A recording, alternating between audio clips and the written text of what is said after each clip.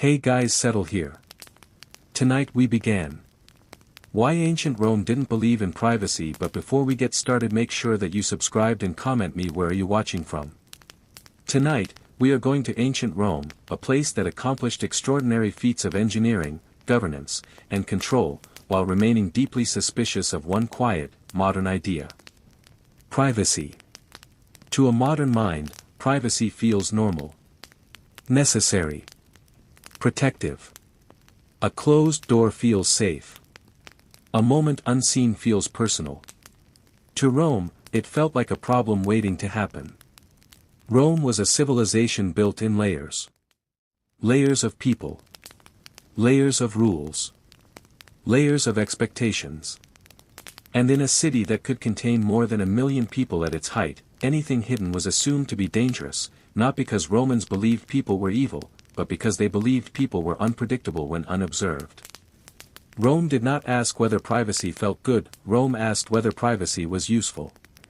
And most of the time, the answer was no.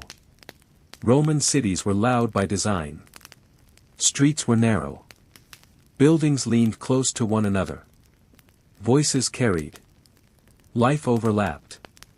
This was not poor planning. It was social insurance. When people lived close together, behavior became visible. When behavior became visible, accountability followed. And when accountability existed, Rome felt calmer. A quiet household was not admired. It was watched. Roman homes, especially for the majority of citizens, were not sealed spaces. Windows were open. Doors stayed ajar during the day. Neighbors knew who came and went. If someone stopped appearing, people noticed. If someone was sick, people heard it. If violence occurred, sound traveled faster than law enforcement ever could. Rome did not trust silence. Silence meant delay. Delay meant damage. This philosophy extended into nearly every aspect of daily life. Bathing, for example, was not a private ritual. It was a public one. Roman bathhouses were massive, communal spaces where people washed, talked, negotiated, argued, and observed one another. There were no stalls. No screens. No separation. People sat shoulder to shoulder. They shared water. They shared space. They shared presence. This was not because Romans lacked modesty. It was because they believed observation improved behavior. A man seen regularly was a known quantity. A known quantity was less likely to destabilize things. Baths also served as informal information hubs. Health issues became visible early. Injuries were noticed. Absences were remarked upon. Rome did not rely on privacy to protect people. It relied on visibility to manage them. Even bodily functions were rarely private. Public latrines seated people side by side. Conversation was normal. Lingering was discouraged. Rome believed that isolation, even during mundane acts, encouraged disorder. Togetherness, even when uncomfortable, maintained rhythm. Housing followed the same logic. Most Romans lived in apartment buildings that were crowded, noisy, and structurally questionable. Walls were thin. Floors creaked. Conversations carried upward and downward. Privacy was minimal. Rome did not rush to correct this. Because this closeness created informal monitoring. If a fire started, people knew immediately. If a crime occurred, someone heard it. If unrest brewed, it rarely stayed hidden. Privacy slowed response. Exposure accelerated it. Rome chose speed. Family life also reflected this mindset. The Roman household was not a private emotional unit. It was a legal and economic one. The head of the household was responsible for behavior within it. That responsibility required visibility. Domestic issues were expected to remain within a structure that others understood and could intervene in if necessary. Secrecy was viewed as instability. Rome did not aim for emotionally fulfilling homes. It aimed for predictable ones. Children grew up watched. Servants worked watched. Family members existed within known roles. Privacy blurred responsibility. Rome avoided blur. Even leisure was rarely private. Meals among elites were social performances. Guests were invited not just to eat, but to observe and be observed. Behavior at the table mattered. Moderation mattered. Excess was noticed. Rome preferred shared restraint to private indulgence. The streets reinforced this constantly. Nighttime movement was discouraged. Darkness hid intent. Hidden intent made Rome uneasy. Guards questioned people not because they were cruel, but because the night removed visibility. And without visibility, Rome assumed risk. Rome consistently chose inconvenience over uncertainty. Even clothing played a role. What you wore communicated status, role, and expectations. This reduced the need for explanation. Explanation required interaction. Interaction created friction. Clear signals prevented misunderstandings. Privacy complicates signaling. Rome preferred clarity. Communication itself was public. Court cases were open. Political speech was performative. Announcements were shouted, posted, or read aloud. Information was not whispered. It was broadcast. Whispers were where conspiracies lived. Rome did not fear disagreement. It feared hidden coordination. So it structured society to make coordination visible. The concept of doing something quietly, alone, unseen, without explanation, made Roman authorities deeply uncomfortable. Not because they wanted control for its own sake, but because they believed chaos thrived in the absence of witnesses. Rome did not see privacy as freedom. It saw it as a delay in accountability. And delays were dangerous. Over time, this worldview created a culture where people expected to be seen. Expected to be heard. Expected to exist within a shared social space. To modern minds, this sounds exhausting. To Romans, it felt stabilizing. Privacy was not a right waiting to be protected. It was a risk waiting to be managed. And Rome managed it by reducing it wherever possible. Because Rome did not measure success by comfort. It measured success by survival. And from Rome's perspective, a visible society was a survivable one. So tonight, as you rest, remember that ancient Rome did not ask whether privacy felt peaceful. It asked whether privacy kept the city standing. And when forced to choose, Rome chose stone benches, open doors, shared spaces, and watchful neighbors. Not because it loved intrusion, but because it feared collapse. And fear, in Rome, always became law. Rome's suspicion of privacy did not stop at homes, baths, or streets. It extended into work, religion, and even thought, in subtle, quiet ways that most people living there would not have questioned. Work in Rome was rarely solitary. Crafts were done in open shops. Merchants worked with doors open to the street. Apprentices learned under constant observation. Customers watched the process. Neighbors listened. A closed workshop suggested deception. An open one suggested legitimacy. Rome trusted what could be seen being done. Private labor made it harder to assess quality, honesty, and compliance. Visible labor allowed reputation to form naturally. A baker who cheated customers could not hide long. A smith who cut corners would be known. The street itself became a witness. Rome relied heavily on reputation because formal enforcement was limited. There were laws, but there were not enough officials to monitor everything. Visibility replaced bureaucracy. Religion followed the same logic. Roman worship was overwhelmingly public. Festivals filled streets. Sacrifices were performed openly. Prayers were spoken aloud. Private cults made Rome nervous. A god worshipped in secret could become a rallying point. A private belief could turn into a movement. A movement could turn into resistance. Rome tolerated many gods, but not secrecy around them. You could believe almost anything, as long as belief remained visible and predictable. Mystery invited speculation. Speculation invited fear. Fear invited law. Even grief, as Rome understood it, was regulated to prevent private emotion from spilling into public unrest. Mourning was allowed, but controlled. Tears were acceptable, but not unrestrained. Loss was acknowledged, but not amplified. Rome did not deny emotion. It denied emotional escalation. Privacy allowed escalation to grow unnoticed. Rome preferred to cap it early.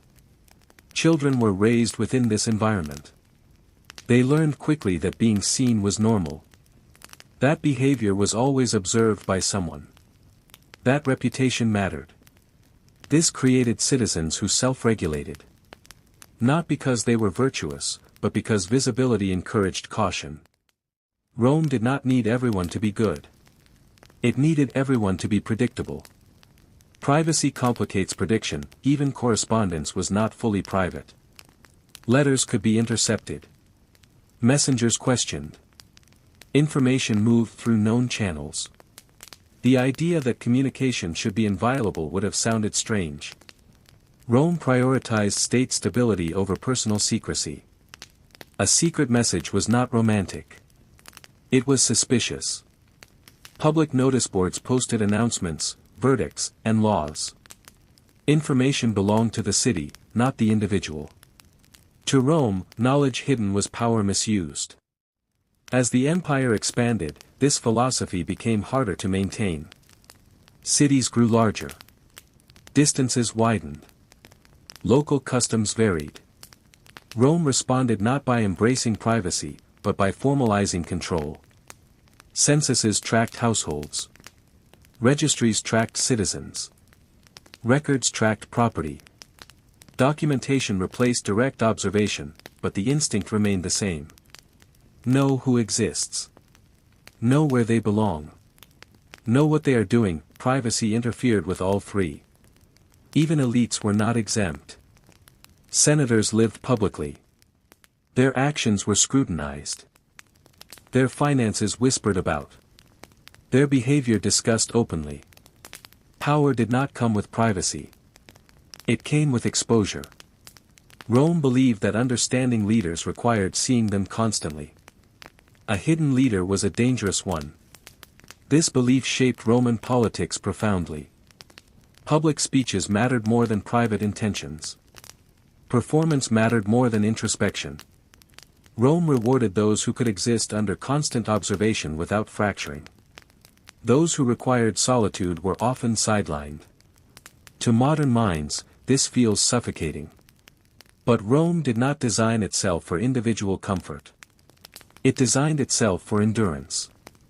Privacy, from Rome's perspective, weakened shared reality. When everyone saw the same actions, they lived in the same world. When actions disappeared behind closed doors, realities fragmented. Fragmentation led to misunderstanding. Misunderstanding led to fear. Fear led to violence. Rome preferred one crowded reality to many private ones. This is why Rome invested so heavily in public infrastructure. Forums. Baths. Markets, arenas. Not just for utility, but for presence. A citizen visible in public space was participating in the empire. A citizen withdrawn was a question mark. Rome distrusted question marks. Over centuries, this attitude shaped behavior so deeply that many Romans would not have articulated it consciously. They did not say, privacy is dangerous. They simply lived as if it were. Doors stayed open. Lives stayed visible. Behavior stayed legible. The cost was comfort. The benefit was stability. Rome accepted that trade. And for a very long time, it worked. The empire endured not because its people were free, or happy, or fulfilled, but because it reduced uncertainty wherever possible. Privacy creates uncertainty. And Rome, above all else, feared the unknown. So as you rest, and the world grows quiet around you, remember that there was once a civilization that believed silence was not peace, but risk. A civilization that chose crowds over solitude, exposure over secrecy, and observation over trust. Not because it hated the individual, but because it loved order. And in Rome, order was everything that as Rome continued to grow, this preference for visibility began shaping not only behavior, but identity itself. A Roman did not define themselves by what they felt privately. They were defined by how they appeared publicly.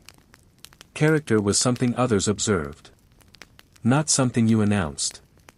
Your reputation was assembled from fragments. How you spoke in public. How often you were seen. Who greeted you. Who avoided you. Privacy interfered with reputation building. And reputation was how Rome functioned. Without reputation, trust collapsed. Without trust, transactions slowed. Without transactions, the city stalled. Rome was not interested in inner lives. It was interested in reliable surfaces. This is why so much Roman life happened outdoors. Markets spilled into streets. Meetings happened in forums. Teaching occurred in public colonnades. Knowledge itself was social. Learning privately was unusual. Learning together was expected. Ideas were tested aloud. Arguments were witnessed. Consensus formed publicly. Private conviction meant little. Public agreement mattered. Rome understood that once an idea existed openly, it could be managed. Once it retreated inward, it became unpredictable. The legal system reinforced this. Trials were public. Accusations were spoken. Defenses were performed. Justice was not quiet deliberation behind closed doors. It was a visible process. The goal was not perfect fairness. The goal was collective acceptance. Even if the verdict was flawed, the process had been seen. Visibility replaced trust. Rome did not expect people to believe the system was just. It expected them to believe it was consistent. Consistency required openness. Private justice felt arbitrary, public justice felt stable. Even punishment followed this logic. Privacy was replaced by discretion. Not hiding, but careful visibility. You could think privately. You could feel privately. But you behaved publicly. Rome tolerated internal difference as long as external order remained intact. This balance allowed diversity without fragmentation. Cultures mixed. Languages overlapped. Customs merged. But all of it happened under watchful norms. When privacy threatened to exceed tolerance, Rome responded. Sometimes gently. Sometimes harshly. But always predictably. This predictability was Rome's greatest achievement. Empires fall when people no longer know what to expect. Rome delayed that moment by minimizing uncertainty. And privacy, in its pure form, was uncertainty. A closed door could hide anything. A private gathering could mean anything. A silent citizen could become anything. Rome preferred noise. Movement. Presence. It preferred a city that never fully slept. So even at night, Rome watched. Not perfectly. Not kindly. But consistently. In time, parts of this system softened. Customs evolved. New influences arrived. But the instinct never fully disappeared. Even centuries later, Roman law still favored documentation. Registration. Witnesses. A thing that could not be seen did not fully exist. This mindset would echo forward through history, shaping later empires, governments, and cities. The idea that order requires visibility. That stability requires exposure. That privacy must be balanced against control. Rome did not invent this fear. But it perfected it, and it lived with it for hundreds of years. So as the night stretches on, and quiet settles around you, consider how unusual privacy truly is. How recent. How fragile, and how many civilizations, like Rome, chose to trade it away not for power, but for peace. A crowded peace. A watchful peace. A peace built on the simple belief that what can be seen can be managed. And what cannot be seen cannot be trusted. This way of thinking shaped how Romans understood safety. Safety did not come from isolation. It came from familiarity. A familiar face was less frightening than a locked door. A known routine was more comforting than personal freedom. Rome believed that danger thrived in gaps. In pauses. In places where no one was looking. So it narrowed those gaps. Streets stayed active. Public spaces stayed central. Life stayed observable. Even celebrations were structured this way. Festivals were loud, crowded, scheduled events. Joy was permitted, but only together.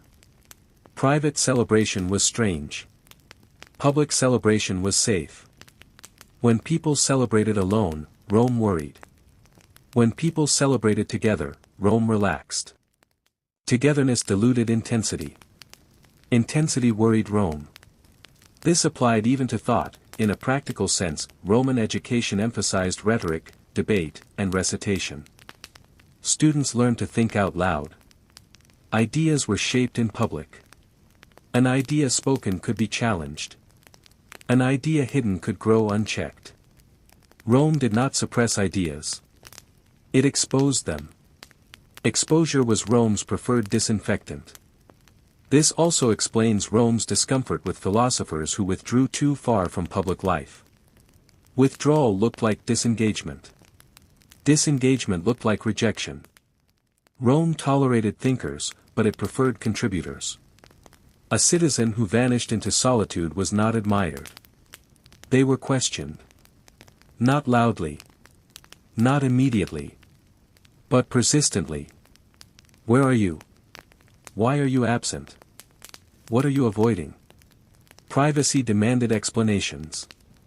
Visibility did not. Over time, this created a culture where people adjusted themselves to constant observation. Not through fear, but through habit. You learned what was acceptable. You stayed within it. You survived. Rome did not ask people to be sincere. It asked them to be legible.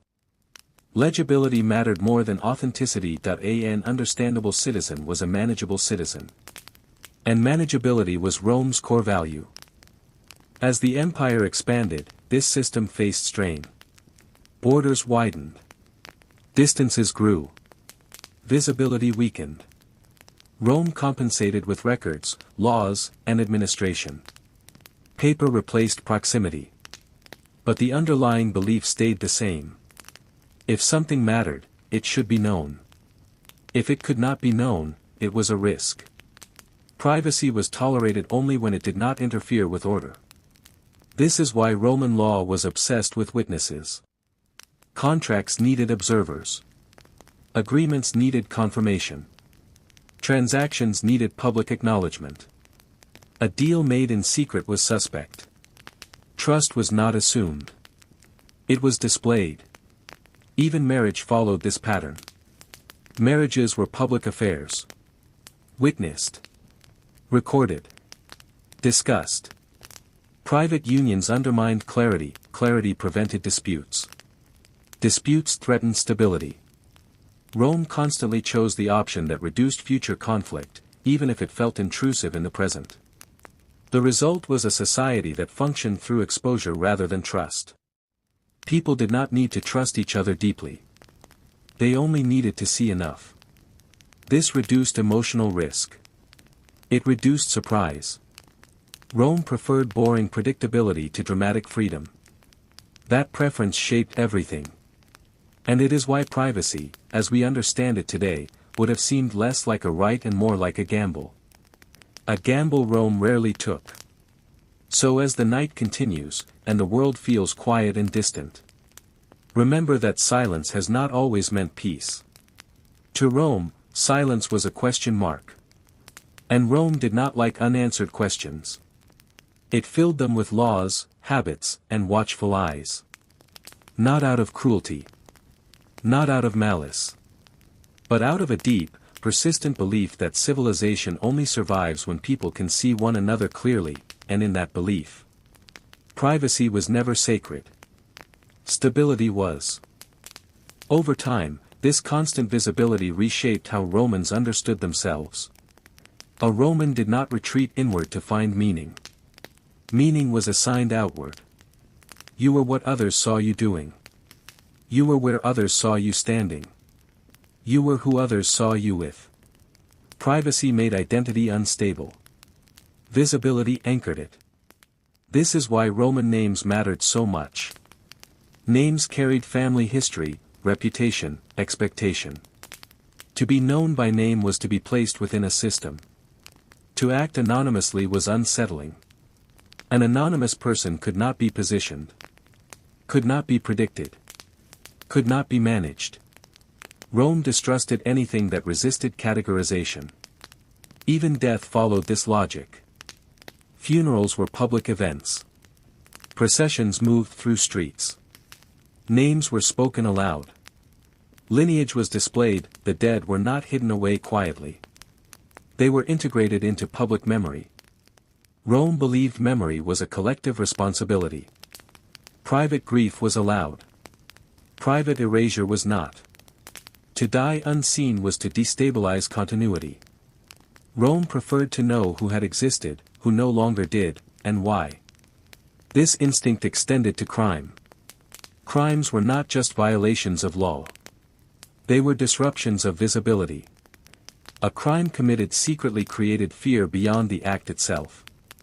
People feared what they could not see coming. So Rome emphasized deterrence through exposure. Not because it enjoyed punishment, but because it valued reassurance. When people saw consequences, uncertainty shrank. A hidden punishment left room for doubt. Doubt unsettled the city. Rome always returned to the same calculation. What reduces unpredictability? Privacy rarely did. As centuries passed, some Romans began to experience this system as heavy. Crowds pressed. Eyes lingered. Expectation accumulated. But alternatives were scarce. A private life required distance. Distance required space, space was rare.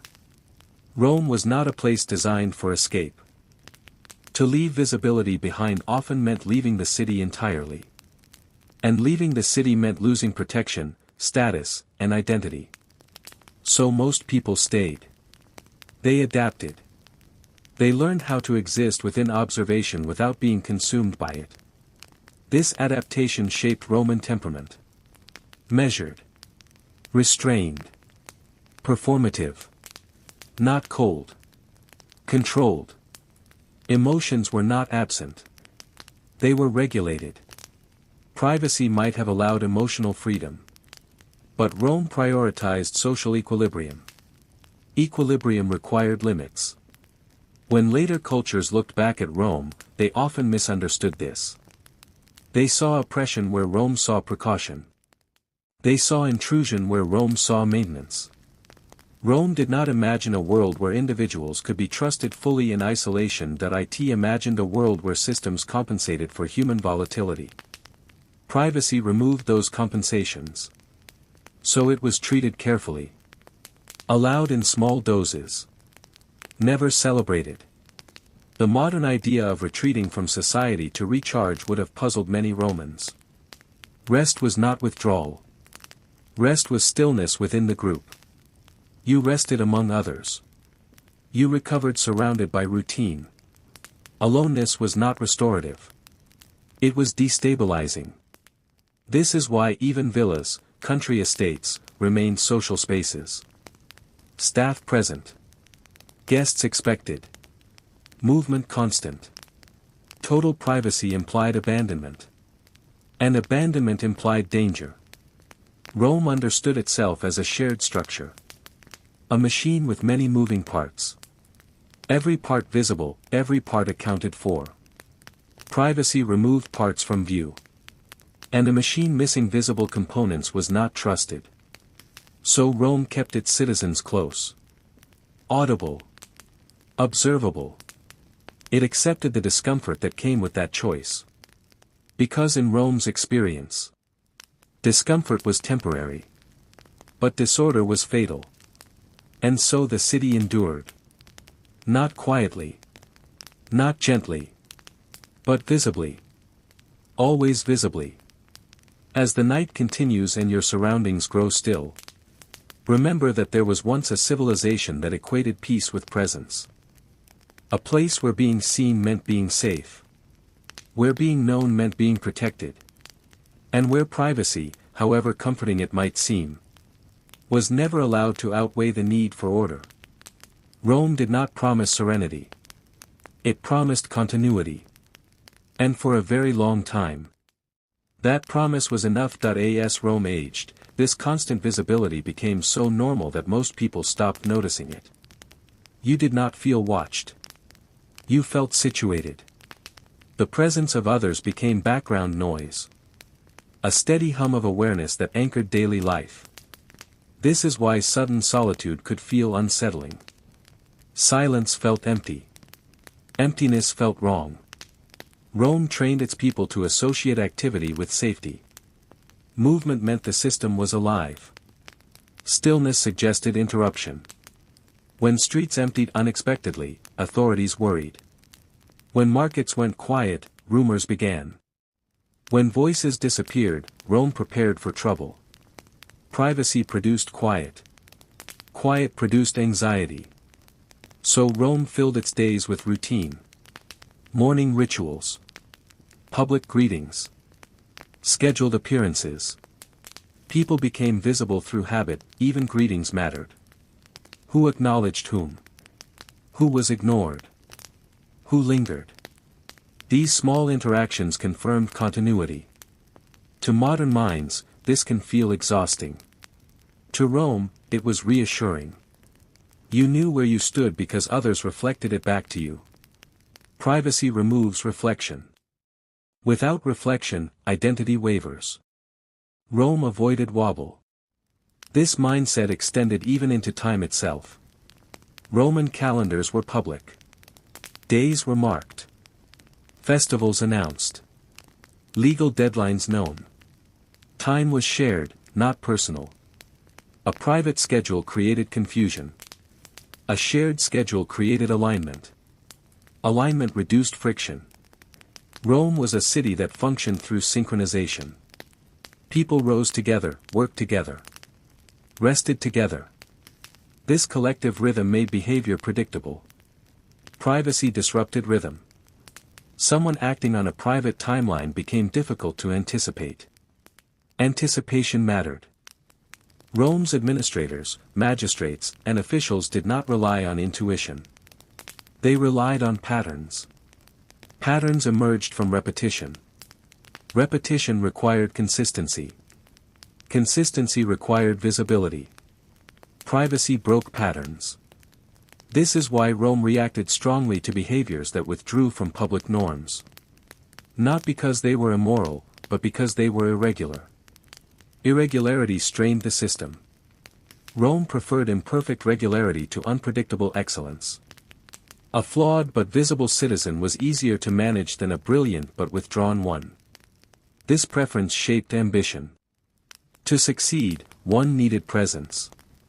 Absence stalled advancement. Merit was demonstrated publicly. Effort was displayed. Private talent had little value until revealed.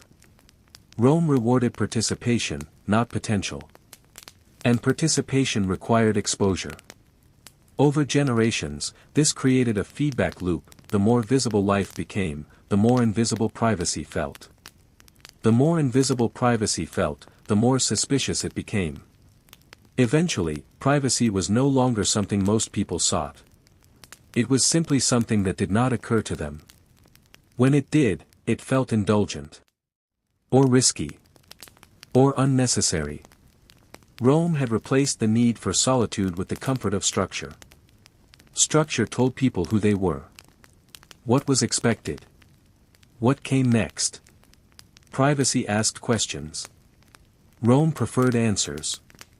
This is why Rome endured so many internal tensions without immediately fracturing. Disagreements happened in the open. Conflicts were staged publicly.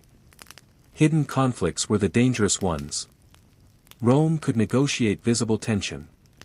It could not negotiate unseen intent. So it shaped a culture where intent rarely stayed unseen for long. This did not eliminate conflict. It made conflict legible. Legible conflict could be managed. And management was Rome's greatest skill. As night deepens and thoughts slow, it becomes easier to imagine how comforting this might have felt to those inside it. A life where expectations were clear. Where behavior was guided. Where isolation was rare. The cost was personal space. The benefit was collective stability. Rome accepted that exchange without hesitation. Because Rome did not believe survival was guaranteed. It believed survival had to be engineered. Privacy, left unmanaged, interfered with engineering. So it was constrained. Softened. Redirected. Never entirely removed. But never allowed to dominate. And in that balance, Rome found its rhythm. A rhythm built not on silence. But on shared presence. Not on solitude. But on visibility. Not on trust alone. But on seeing. Always seeing, and as the hours pass and rest approaches. That ancient rhythm continues quietly in the background of history. A reminder that civilizations are shaped not only by what they build, but by what they choose to watch. And Rome chose to watch almost everything. As this rhythm settled into everyday life, it became difficult to imagine anything else. A Roman waking in the morning did not ask whether they wanted to be seen that day. Being seen was assumed. The street would notice. The neighbors would notice. The routine would notice. Existence itself was public by default. This shaped how people made decisions. Choices were rarely made in isolation. Advice was sought openly. Opinions were shared aloud. Disapproval was immediate. Privacy delays feedback. Rome preferred instant correction. A mistake noticed early could be contained. A mistake hidden could grow. So people learned to think externally. To measure reactions. To adjust. Self-awareness in Rome was not introspective. It was observational. You learned who you were by watching how others responded to you. Approval felt stabilizing. Disapproval felt corrective. Silence felt dangerous. This is why Roman society placed such weight on custom. Custom reduced uncertainty, custom filled the gaps where privacy might otherwise exist. If you followed custom, you did not need to explain yourself. Explanation required exposure. Exposure was tiring. So most people stayed within expectation. Rome did not demand originality. It demanded reliability. Originality flourished only when it could be displayed safely. Safely meant visibly. Visibly meant within bounds. Anything beyond those bounds attracted attention. Attention was not always hostile. But it was never neutral. Rome's gaze was constant. Even humor functioned this way. Jokes were shared publicly. Wit was performative. Laughter was communal. Private amusement was rare. Shared laughter confirmed alignment.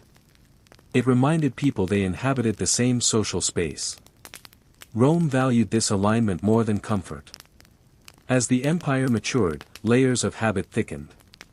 What began as practical anxiety became cultural instinct. People no longer remembered why things were done this way.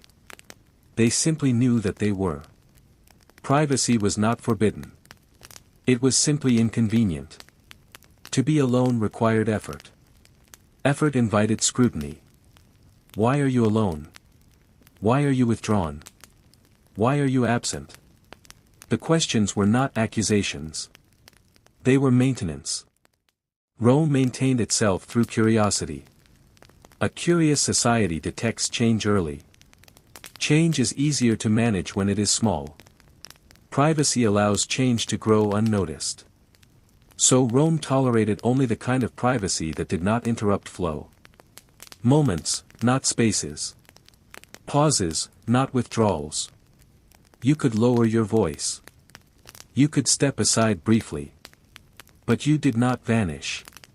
Vanishing implied rupture. Rome feared rupture. This fear shaped even its relationship with rest.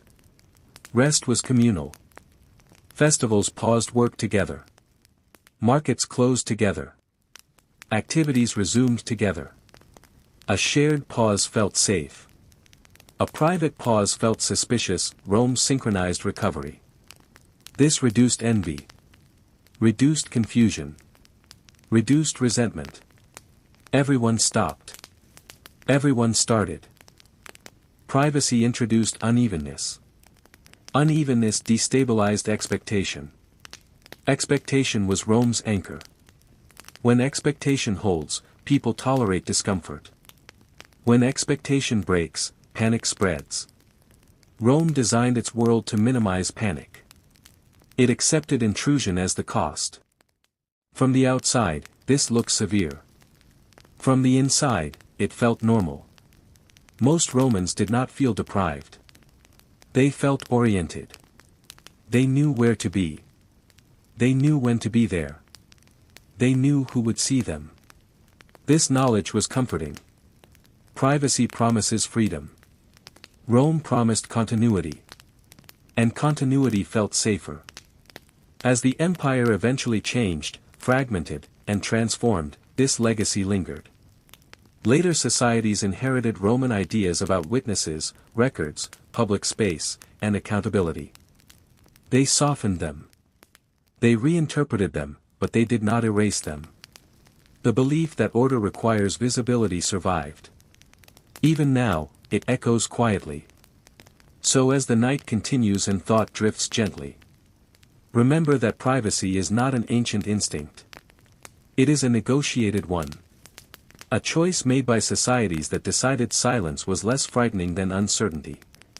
Rome made a different choice. It chose crowds. It chose routine. It chose to see. And in doing so, it built a world where people rarely stood alone. Rarely acted unseen. And rarely disappeared without explanation. A world loud, close, and enduring. Not peaceful. Not gentle. But stable. And for Rome, that was enough, and in that stability, Rome found something it valued more than comfort. Predictability. A predictable city could be governed. A predictable population could be fed. A predictable rhythm could be repaired when it faltered. Privacy interfered with predictability because it created gaps. Gaps where intentions formed quietly. Gaps where emotions intensified unnoticed. Gaps where loyalties shifted without warning. Rome did not believe people were malicious by nature. It believed people were reactive. And reactions, when hidden, arrived too late to stop. So Rome shortened the distance between impulse and observation. When someone grew angry, others saw it. When someone became desperate, others noticed. When someone began to withdraw, questions followed. This did not always lead to kindness. But it often led to containment. Containment mattered more than compassion. Compassion was unpredictable. Containment could be standardized. Rome standardized everything it could. Even the way people moved through space. Roads were straight. Intersections visible. Public squares open. Few places allowed you to disappear completely. The city itself discouraged secrecy. Corners were rounded. Passageways shared. Movement exposed. Rome built an environment that made solitude inconvenient. Not impossible, just impractical. If you wanted privacy, you had to work for it. And effort signaled intention. Intention invited attention. So most people stayed within the flow. They accepted the trade quietly. They learned that being seen was easier than explaining why you were not.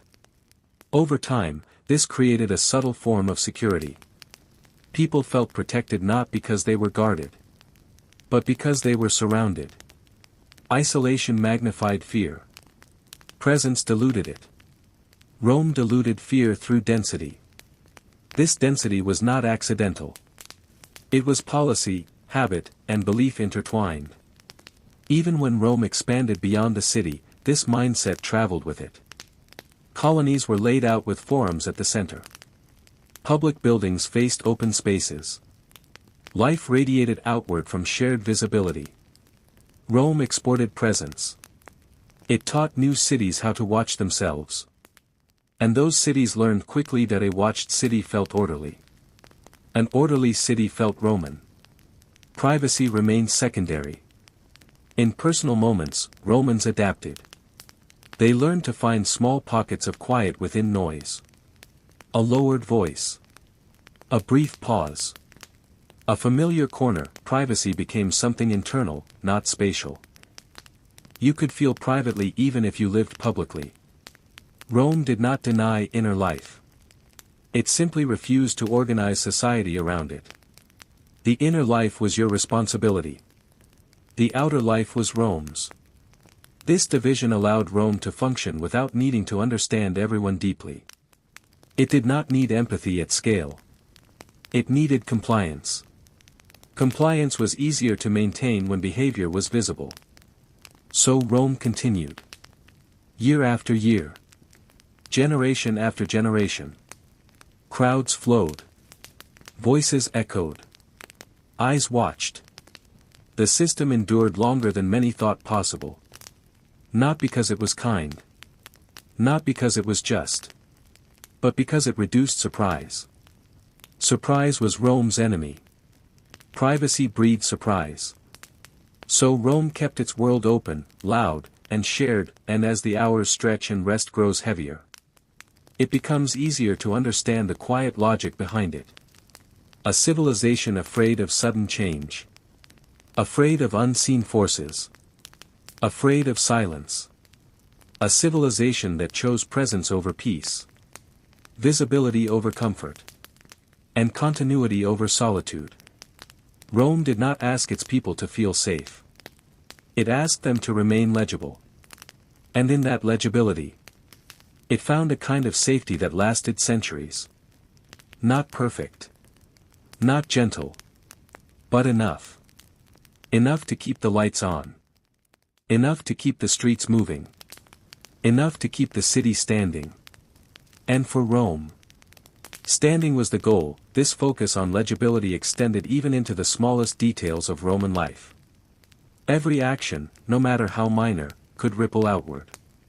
Where you walked, who you greeted, how you dressed, even when you paused, all of it contributed to the clarity Rome demanded. People learned that absence was meaningful. A missed greeting suggested distance, disinterest, or rebellion. A deviation from routine implied unrest. Even a brief lapse in attention could be interpreted as neglect or defiance. Rome's citizens were trained to be readable. Behavior became language. Movement became communication. Presence became evidence of stability. And the system worked because it was self-reinforcing. Those who followed its rules thrived. Those who withdrew struggled. Those who vanished attracted scrutiny. And scrutiny encouraged conformity. This conformity did not feel forced in most cases. It felt inevitable. Natural. Part of the rhythm of life. The same logic applied to wealth. Luxury was visible, regulated, and codified. Clothing, jewelry, possessions, they were not private indulgences. They were public statements, and every statement was watched. Rome believed that invisible accumulation bred envy, disorder, and risk. Visible display allowed comparison and management. You could see who had more, who had less, who was compliant, who was overreaching. Discreet wealth left questions unanswered. Questions invited suspicion. Even the smallest objects were placed under subtle surveillance. A table in a forum, a scroll in a study, a tool in a workshop, everything carried meaning if it could be observed. This extended to knowledge itself. Education in Rome emphasized repetition in public, memorization out loud, and debate in open spaces. Learning in isolation was possible, but it had little value until shared. Knowledge not displayed had little impact. Rome wanted to see what people knew, not just what they thought. Thinking privately was tolerated. Acting privately was riskier.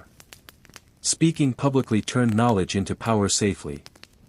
And power, in Rome, was never permitted to grow unseen. Visible power could be measured, balanced, and redirected. Hidden power could destabilize everything. This principle even guided military organization.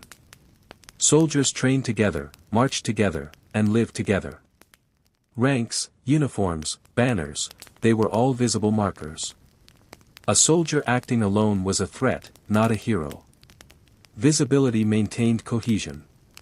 Rome's obsession with exposure was practical, psychological, and political. It reduced uncertainty. It reinforced hierarchy that it enforced responsibility. Every citizen understood their place not through law alone, but through constant feedback. Feedback arrived in looks, words, gestures, and proximity. Social surveillance replaced endless written directives. And in this constant observation, Romans found comfort. Not comfort in the modern sense, but reassurance that the system remained intact. That life remained ordered. That chaos could be contained. Even as Rome expanded across continents, this logic traveled with it. Colonies mirrored the practices of the city. Settlements were designed for visibility. Public spaces multiplied. Routine remained paramount. Privacy was never truly forbidden, but it was inconvenient, unnatural, and potentially dangerous. And so most Romans simply accepted the trade. They understood that solitude could isolate, secrecy could destabilize, and disappearance could provoke fear. They learned to balance their inner lives with the expectations of the public. Private thoughts remained inside. Public actions confirmed existence, and so Rome endured. It did not endure through comfort or freedom. It endured through clarity, predictability, and visibility. Every corner of the empire reflected this principle. From bustling forums to crowded streets, from shared baths to open courts, Rome reminded its people that being seen was part of being safe, part of being accountable, and part of being Roman. And as night deepens, and quiet fills the spaces between thought, remember that ancient Rome survived because it made visibility sacred. Because it valued predictability over privacy. And because it understood that stability was not a gift, it was constructed. The city did not rest in silence. It rested in certainty. And certainty, above all else, was Rome's greatest weapon. That certainty shaped the rhythm of life from birth to death. Even childhood was structured for visibility. Babies were cared for in ways that could be observed. Nannies, slaves, and family members moved in sight of one another. Training began early. Children learned the rules of conduct by watching adults and being watched themselves. Lessons in behavior, respect, and social expectation were not private, they were demonstrative. Education followed the same pattern. Tutors taught in courtyards, not behind closed doors. Debates were public. Mistakes were made in view of peers. Praise and reprimand were both visible. The classroom was a stage, and every student learned that attention, whether critical or approving, was part of growing up. Even morality was performative. Virtue was not just personal integrity, it was recognizably displayed. Honor mattered less for private conscience than for public perception. A man could claim courage privately, but until it was shown in deed and witnessed by others, it counted for little. This emphasis on observable behavior extended to adulthood, and eventually to governance. Officials were constantly in public. Decisions were made before witnesses, dispute resolution was public, structured, and documented. Transparency was not a slogan, it was the scaffolding of society itself. Even the wealthy and powerful had no real sanctuary from observation. Their homes, while private in walls, were still subject to social scrutiny. Guests, slaves, servants, neighbors, everyone functioned as part of a network of eyes and ears. And that network ensured that even influence, wealth, or authority remained legible. The consequence of this was remarkable, a society that functioned largely on anticipation rather than reaction. Because actions were visible, behaviors predictable, and intentions legible, Rome could operate across continents without collapsing. Trade, law, and administration worked because each step was accountable, often not through coercion, but through observation and expectation. Even emergencies followed this logic. Fires, riots, shortages, they were handled more efficiently because the city was always in motion. People saw, responded, and adapted. Rumors were less powerful because facts could be displayed. Disruption could be contained because behavior was trackable. And yet, Rome understood human nature. It did not assume perfection. It assumed variability, and designed systems to accommodate it. The streets, markets, and forums were instruments for mitigation, keeping citizens visible so problems could be noticed and addressed early. This focus on visibility shaped even the smallest moments. Who you dined with, when you walked, which bathhouse you visited, everything was an opportunity for legibility. Even seemingly trivial actions contributed to the rhythm of the empire. Absent individuals created gaps. Gaps could destabilize expectation. Expectation stabilized life. Over centuries, this system created a culture that valued clarity above comfort, exposure above solitude, and predictability above impulse. People internalized it so deeply that the logic of observation became instinct. No one had to enforce it constantly, citizens enforced it upon themselves. And that is why Rome endured longer than most would expect, even under pressure from conquest, plague, and political upheaval. Its strength lay not only in armies, roads, or law, but in a society trained to function transparently. Visibility became the lifeblood of order. Even in death, this principle applied. Funerals were public. Inheritance was witnessed. Memory was shared. The past, like the present, was observable. Nothing truly disappeared unseen. Rome did not seek perfection. It sought legibility. It sought continuity. It sought survival through visibility. And in that relentless observation, this careful orchestration of presence, Rome found a resilience that modern minds can barely imagine. Silence was not safe, solitude was not secure.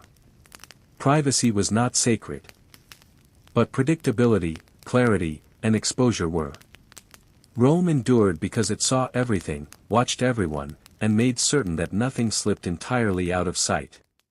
And in that enduring visibility, Rome achieved a strange kind of immortality, not of individuals, but of the system itself, a city of crowds, eyes, and unending vigilance. That vigilance extended even into the most personal aspects of Roman life. Marriage, family, and inheritance were never simply private arrangements. They were carefully observed contracts that reinforced social order. Weddings were public declarations. Dowries were noted and accounted for. Children's status, legitimacy, and future roles were confirmed in view of family and neighbors alike. Even love, while felt privately, was expressed and validated through ritual, presence, and performance. Citizens learned early that private desire was secondary to public expectation. Romance existed, but only as long as it could be reconciled with duty, visibility, and social clarity. Unseen affairs threatened more than morality, they threatened predictability. Rome feared surprise more than scandal. Legibility mattered more than secrecy. The same logic applied to work and trade. Merchants operated in markets filled with eyes. Contracts were confirmed in front of witnesses. Delivery, payment, and dispute resolution were transparent.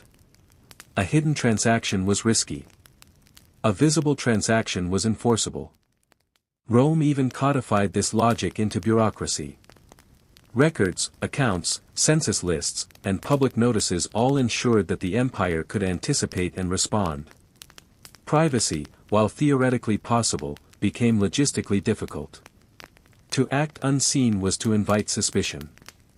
To act visibly was to survive and succeed. This constant exposure shaped Roman psychology. People became highly aware of patterns, expectations, and reactions. Behavior became anticipatory. Every movement had meaning. Every action communicated position, status, or intent.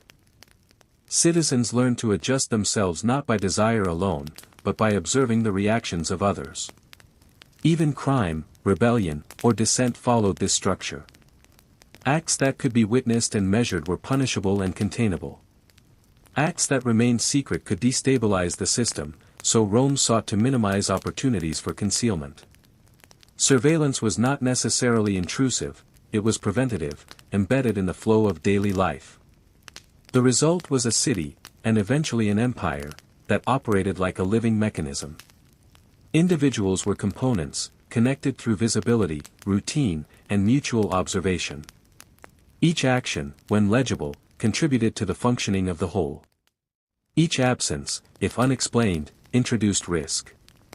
This logic also shaped Rome's relationship with space. Public buildings, forums, baths, and markets were designed for openness.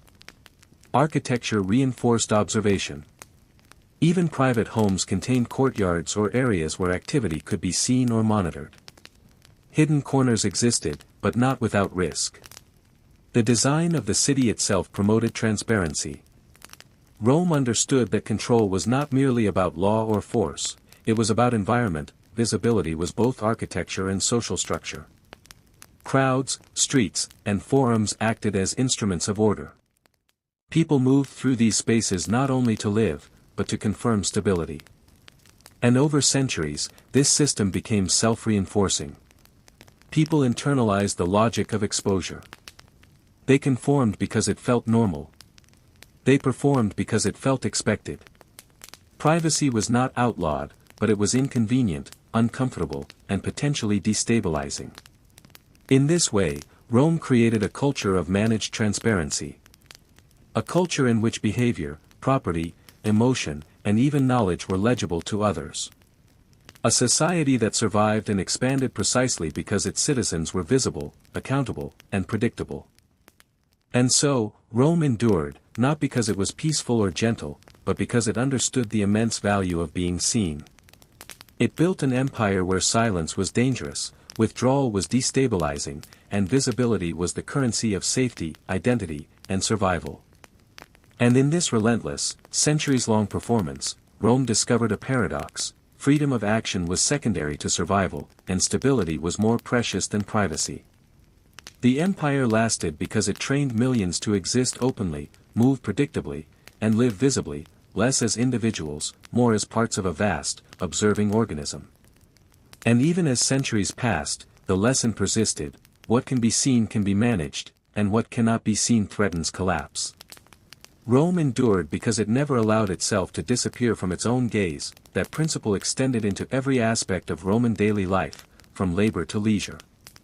Workers labored in crowded workshops, their tasks observable by supervisors, peers, and clients. Mistakes could not hide. Skill could not go unnoticed. A worker's reputation, opportunities, and survival depended on being legible.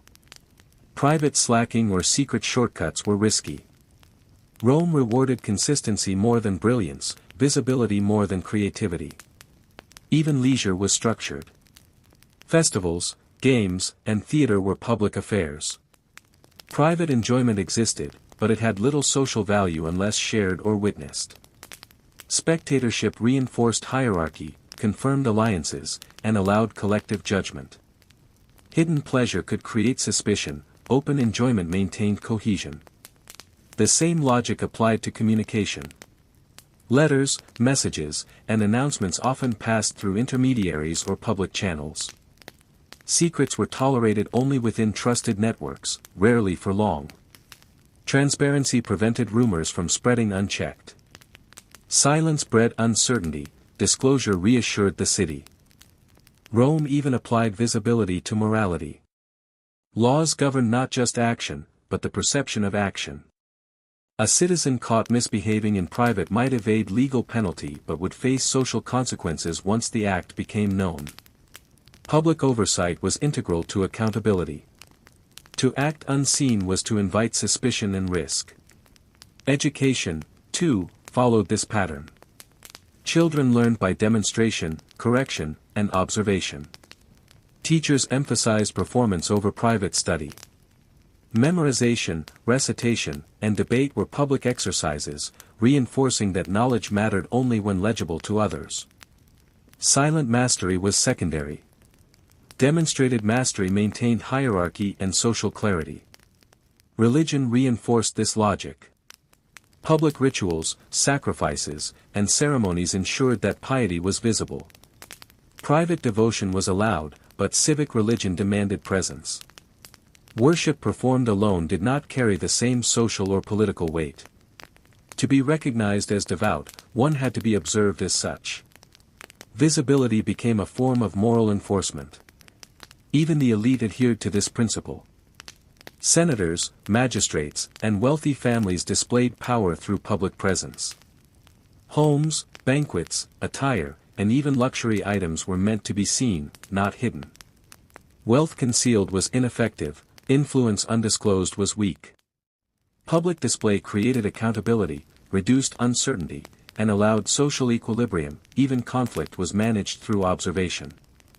Arguments, legal disputes, and rivalries were often staged publicly. Hidden grudges or secret plots threatened order. Visibility allowed interference, mediation, or containment.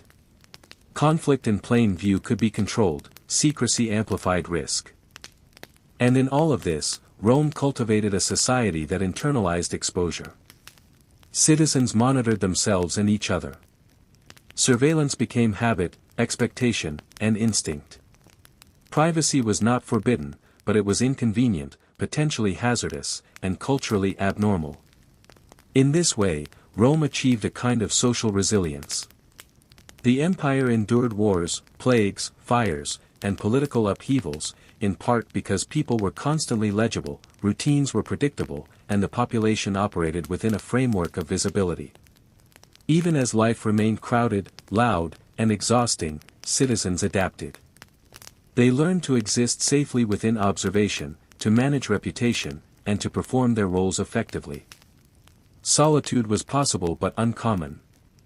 Silence was permitted but unusual. Transparency became the norm. And so, Rome survived. Not because it sought comfort, privacy, or freedom, but because it engineered life around predictability, accountability, and visibility. In every street, forum, bathhouse, and courtyard, Rome ensured that what mattered could be seen, measured, and managed. Silence threatened nothing. Visibility preserved everything. The empire endured because it never allowed the unknown to grow unchecked, never permitted the unseen to fester. What could be seen could be corrected. What could be corrected could endure, and in that unbroken chain of observation, Rome discovered the essence of its longevity, the persistent, careful orchestration of its people, their actions, and their presence, so that the city itself could watch, understand, and survive. Even centuries later, the lesson remains: civilizations thrive not merely through laws, armies, or infrastructure, but through the deliberate, constant, and disciplined management of human visibility. Rome endured because it saw everything. Because it watched everyone. Because it never allowed anything, or anyone, to disappear from view. And this principle, once embedded, touched every subtle corner of Roman life. Even friendship was a form of visibility. Alliances were not simply private bonds, they were social contracts observed and confirmed by networks of others. Choosing companions required consideration of who could see you, who could influence perception, and who could validate loyalty. Hidden alliances were risky. Openly acknowledged friendship strengthened social structure. Rome extended this logic to competition and ambition. Success was only real if it could be measured publicly. Achievements in politics, war, or scholarship gained meaning when witnessed. Private talent alone offered no security. Visibility was the currency of advancement. Being seen performing well ensured protection, patronage, and influence. Being hidden left one vulnerable to suspicion or stagnation. Even dissent and resistance were constrained by visibility. Open opposition could be monitored, negotiated, or redirected. Secret rebellion threatened the entire order. This created a paradox: freedom existed, but only within the framework of observation. Privacy offered escape, but also risk. Exposure offered safety, but required compliance. Rome's obsession with observation shaped not only its citizens but the very design of the city. Streets were arranged to maximize flow and visibility. Forums, squares, and marketplaces were open, allowing multiple lines of sight. Homes and villas incorporated courtyards and atriums, spaces where activity could be observed without intrusion. Architecture itself enforced social accountability, even knowledge was structured around visibility.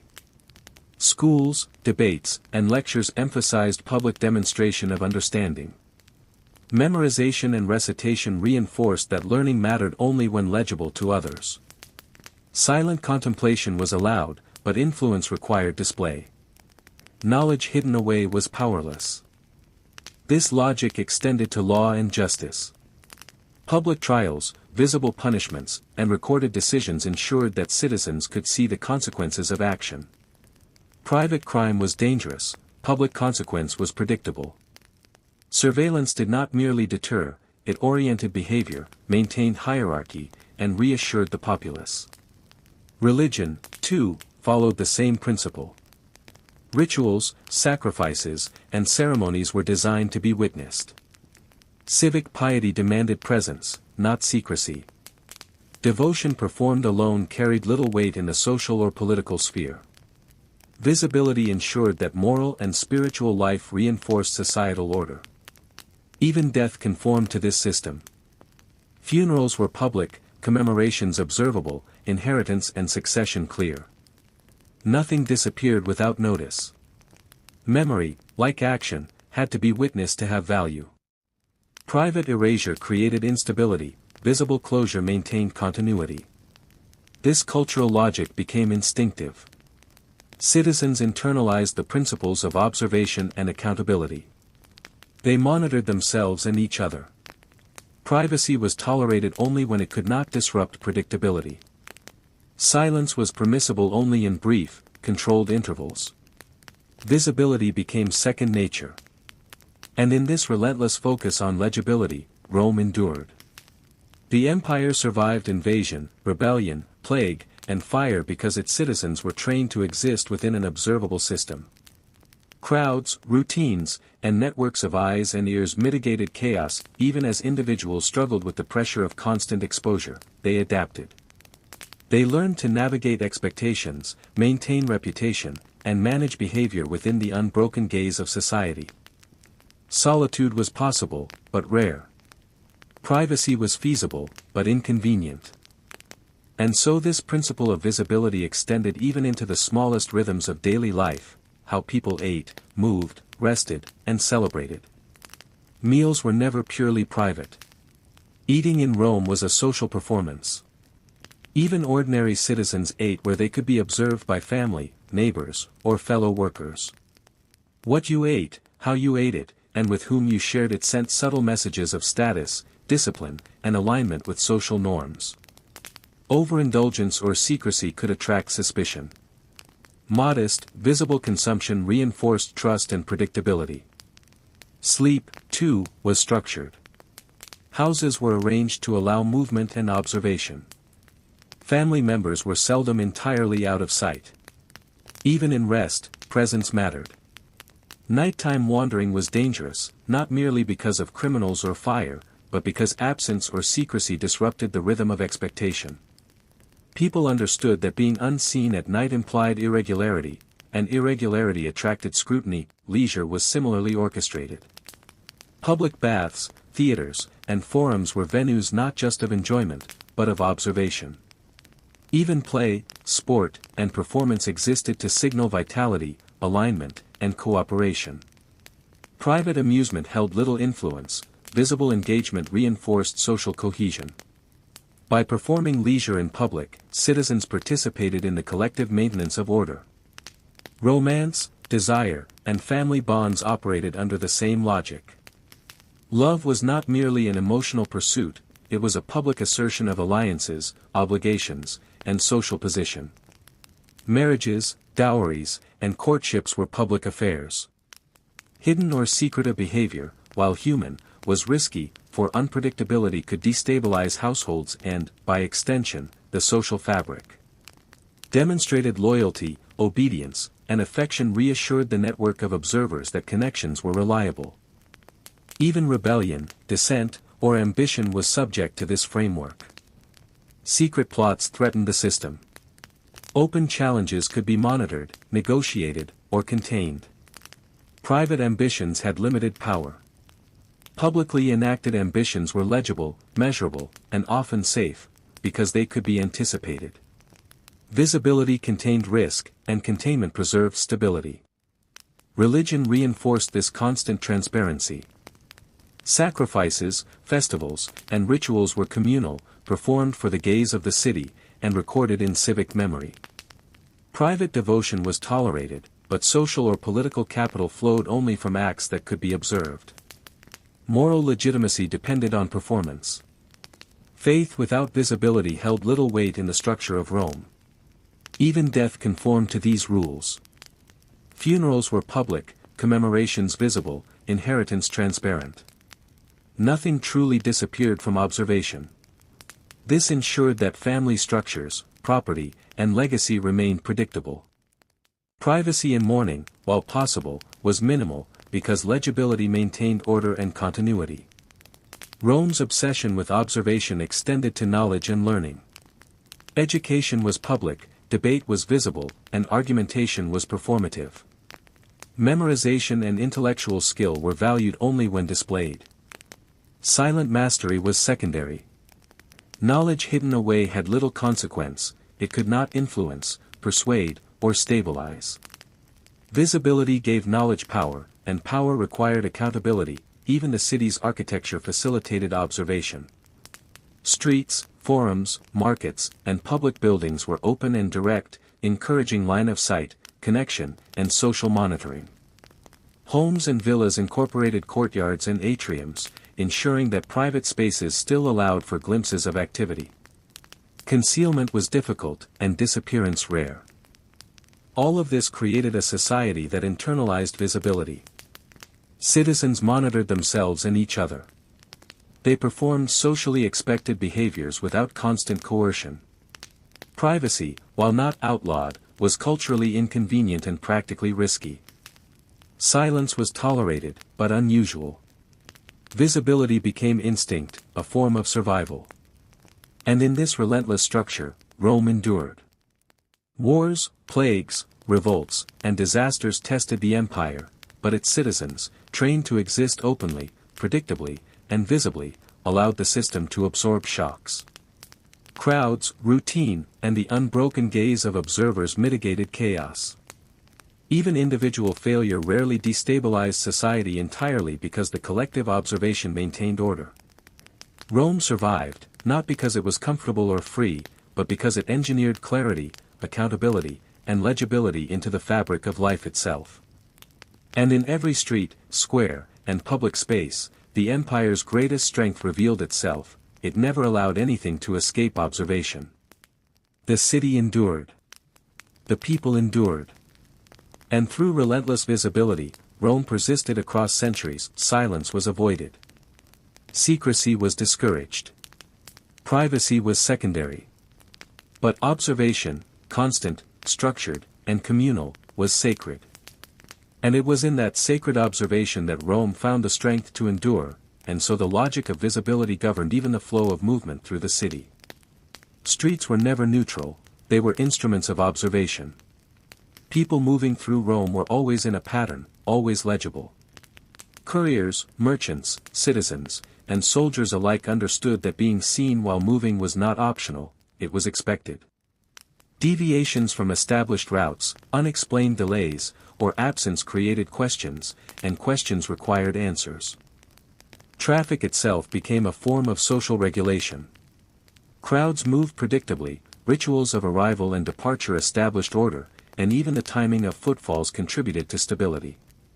Nighttime was particularly regulated. Darkness, as we know, was dangerous not only because of fire or crime but because it disrupted the clarity of movement. Citizens traveling after dusk had to justify their presence, their path, and their purpose. Suspicion was automatic. Visibility was essential for safety. Even public punishments followed the same principle. Executions, fines, and penalties were not merely acts of law, they were public lessons. They demonstrated the consequences of deviation. They reinforced expectations. The spectacle of justice was a mechanism for legibility. Citizens witnessed the enforcement of rules and internalized the boundaries of behavior without needing direct instruction. Rome extended this principle to the economy as well. Markets, workshops, and trade routes were designed to make commerce observable. Transactions were recorded, verified, and witnessed. Hidden dealings threatened order, visible dealings ensured predictability. Trust, in Rome, was built upon exposure. When every action was potentially witnessed, fraud and deception became harder, and stability increased. Even artistry and cultural expression were subject to observation. Performances, poetry, and art were most valued when public, shared, and legible. Creativity was encouraged, but it had to exist within structures where it could be seen, understood, and measured. Private brilliance, unobserved, held little influence. Visibility turned talent into authority, and authority reinforced societal hierarchy. Religion, similarly, was a theater of transparency. Rituals, sacrifices, and festivals were designed for communal participation and observation. Even private devotion was secondary to acts that could be witnessed.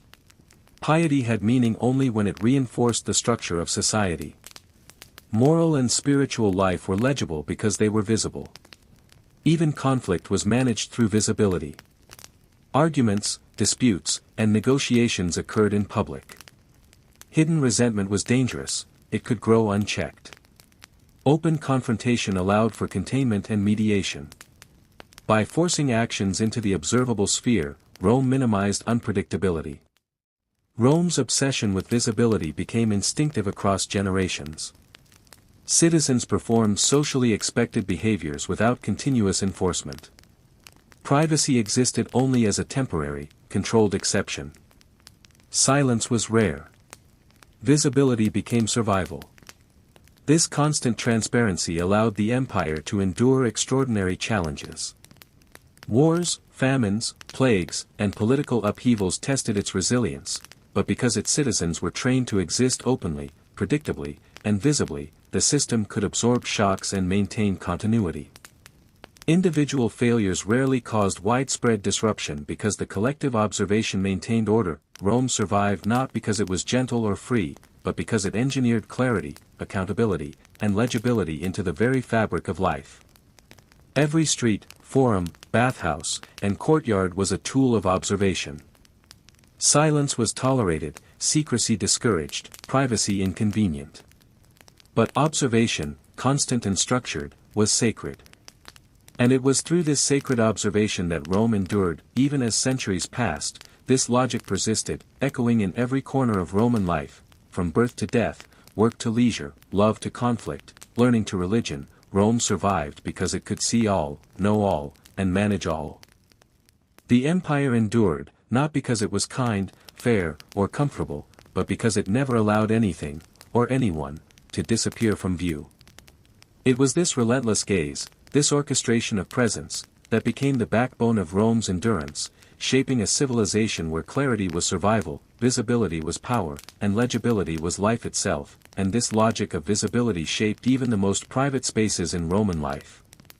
Homes were carefully structured to balance privacy with observation. Courtyards, atriums, and entryways allowed activity to be partially visible, ensuring that even domestic life could be monitored by family members, slaves, or neighbors. Complete isolation was rare and, socially, almost impossible. Those who tried to disappear risked suspicion or intervention. Sleep, too, was part of this system. Families rested in proximity, with doors and windows allowing glimpses of activity. Nighttime wandering was highly regulated. Darkness threatened more than crime or fire, it disrupted predictability. Those moving about after dusk had to justify themselves, unexplained absence could draw the attention of watchmen, neighbors, or officials. Visibility at night was survival. Even food and dining were structured around social legibility. Meals were often public, whether in communal spaces, forums, or private homes with invited observers. What people ate, how they ate, and with whom they shared their table sent signals of status, compliance, and alignment with social norms. Private indulgence could create suspicion, visible moderation and shared meals reinforced stability, romance and family life operated similarly. Courtships, marriages, and parent-child relationships were largely visible. Affection, loyalty, and commitment were measured by public acts. Hidden desires or secret alliances carried social risk. Visibility reassured the network of observers that bonds were reliable, predictable, and legible. Education and knowledge also followed this principle. Learning was public and performative. Students recited, debated, and demonstrated mastery in front of teachers, peers, and families. Silent study alone produced knowledge, but only public display converted it into influence and social value. Observation reinforced learning, turning it into a tool for maintaining hierarchy and accountability. Even dissent and rebellion had to navigate this web of visibility. Open opposition could be monitored and contained, secret plotting was dangerous because it threatened unpredictability. The system tolerated challenge only when it was observable, predictable, and manageable.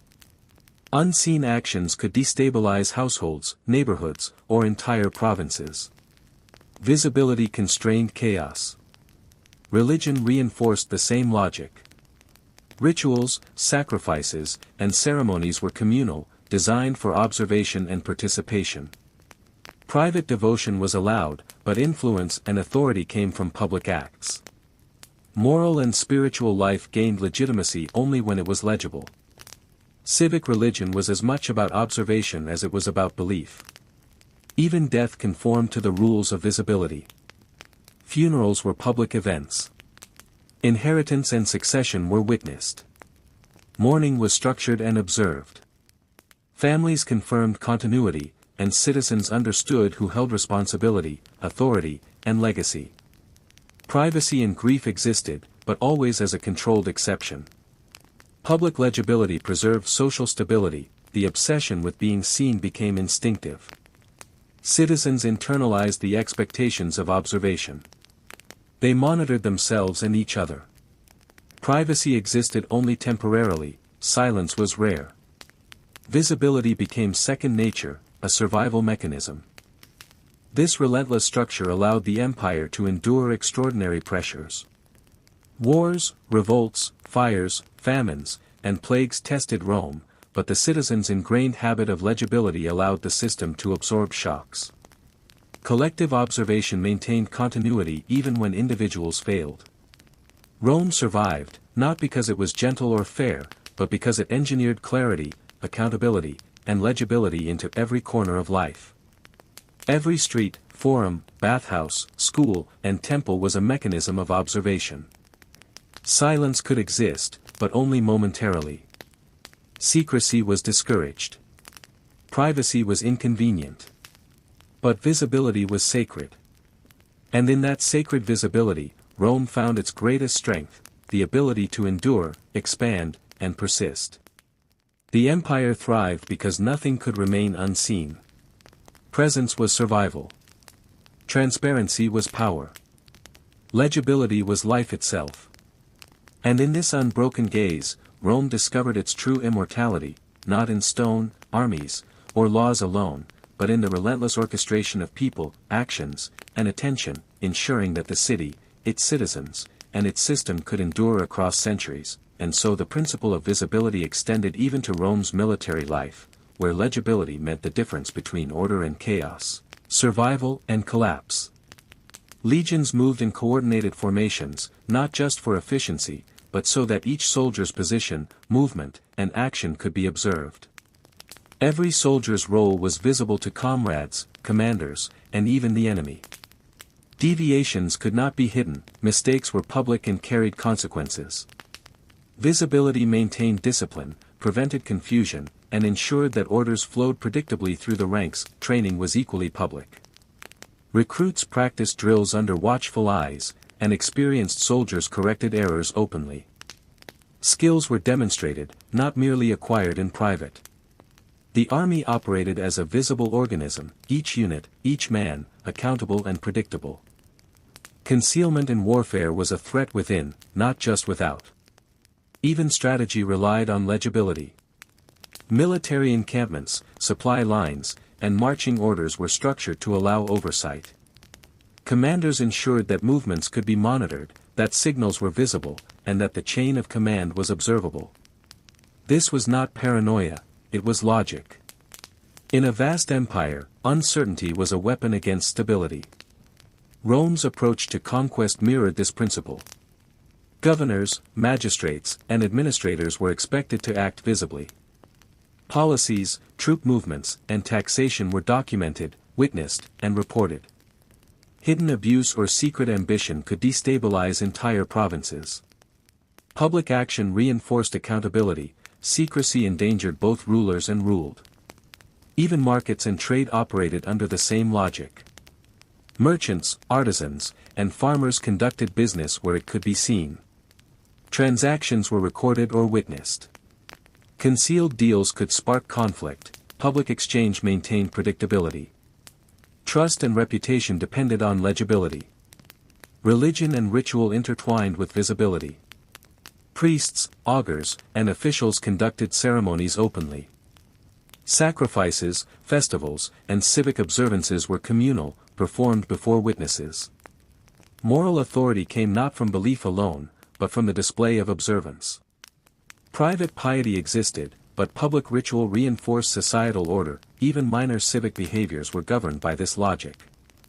Crossing streets, waiting in line for water, queuing at baths, every small action contributed to the rhythm of observation. Deviations from expected patterns drew attention, required explanation, or invited intervention. Citizens internalized this scrutiny, adjusting behavior instinctively. Education, too, reinforced visibility. Schools, lectures, and debates emphasized demonstration. Students recited, argued, and memorized publicly. Knowledge had meaning only when it could be shared or witnessed. Silent mastery held little social weight, performance transformed skill into influence. Even family life was structured for observation. Children learned conduct by watching adults and by being watched. Marriage and parenthood were public responsibilities. Dowries, inheritance, and household decisions were matters of record and observation. Private behavior mattered less than the legibility of family interactions. Death followed the same patterns. Funerals, commemorations, and inheritance proceedings were public. Grief was structured, observed, and moderated. Even mourning was a performance that reassured the network of observers that the social order remained intact. Hidden absence or uncontrolled emotion could destabilize communities. Visibility maintained continuity. Through centuries, this focus on legibility created a culture in which citizens monitored themselves and each other. Privacy existed only in limited, controlled forms. Silence was rare. Visibility became instinct, a tool of survival, a framework for stability. Wars, plagues, fires, and revolts tested Rome repeatedly. Yet the city endured because citizens were trained to exist openly, predictably, and visibly. Observation stabilized society even in moments of chaos. Individual failure rarely jeopardized the collective because legibility maintained order. Rome survived not because it was gentle, comfortable, or free, but because clarity, accountability, and visibility were woven into the fabric of life. Every street, forum, bathhouse, school, temple, and military camp was an instrument of oversight. Silence existed only temporarily. Secrecy was discouraged. Privacy was inconvenient. But observation, constant and structured, was sacred. And it was through this sacred observation that Rome endured. Nothing escaped attention. Presence was survival. Transparency was power. Legibility was life itself. Rome's true immortality lay not in stone, armies, or laws, but in its people, trained to live within the unbroken gaze of society, ensuring the city, its citizens, and its system endured across centuries, and Rome's obsession with visibility extended even into leisure, entertainment, and public spectacle. Theaters, amphitheaters, and circuses were more than stages for enjoyment, they were arenas of social legibility. Every gesture, every reaction, and every position in the crowd contributed to the social map of the city. Senators, merchants, and slaves alike occupied designated spaces, visible to one another. Status, allegiance, and compliance were constantly reinforced through proximity and observation. Private entertainment carried little weight, only that which could be seen mattered. Gladiatorial games, chariot races, and theatrical performances served as more than distraction. They were demonstrations of discipline, courage, and control. Spectacle enforced hierarchy. The emperor or magistrate observed from elevated seats, citizens watched from their assigned spaces, and performers executed acts under the scrutiny of thousands. Deviance, error, or rebellion in these spaces could not hide. Observation was both control and pedagogy. Even festivals and religious ceremonies reinforced the power of visibility. Public sacrifice, procession, and ritual displayed piety and obedience. Citizens learned that morality, devotion, and duty were measured by performance. Private worship existed, but civic authority derived from public action. Legibility ensured cohesion, secrecy invited disorder. Markets were another microcosm of visibility. Merchants displayed goods openly, transactions were witnessed by buyers, competitors, and officials. Fraud or deceit could not remain hidden for long.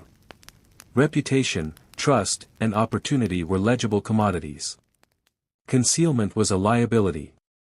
Visibility maintained commerce, social balance, and economic predictability.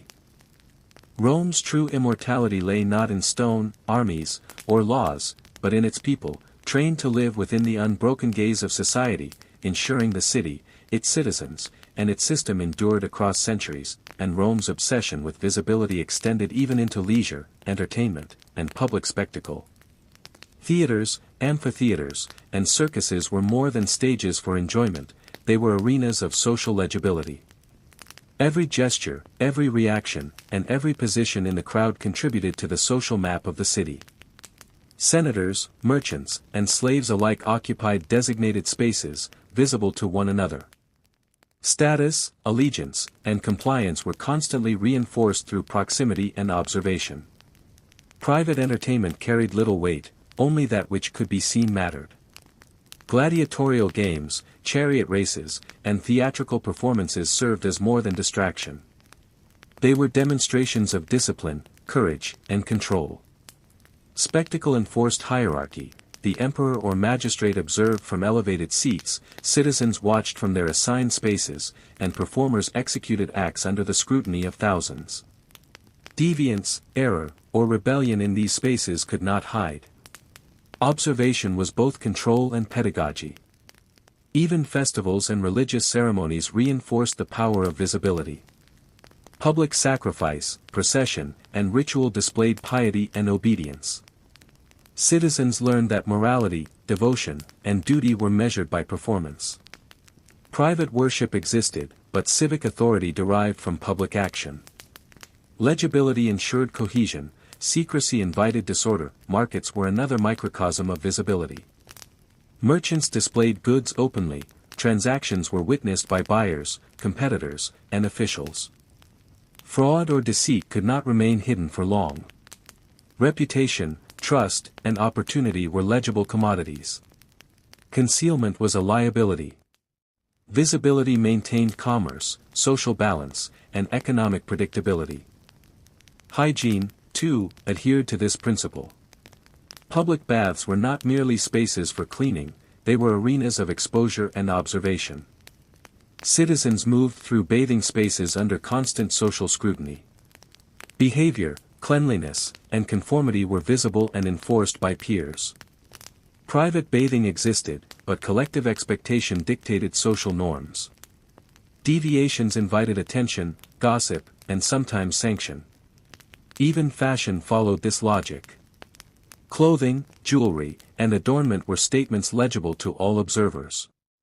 Status, wealth, and marital standing were encoded in attire. Excessive display could provoke regulation, concealment could invite suspicion. Citizens learned early that what could be seen communicated both opportunity and limitation. Trade and craftsmanship were similarly structured. Artisans worked where their skill could be witnessed. Quality was assessed publicly, reputation was maintained through observable excellence. Hidden competence had little leverage in a society where influence depended on legibility. Political life was inseparable from observation. Senators, magistrates, and officials acted openly, decisions documented, debates public.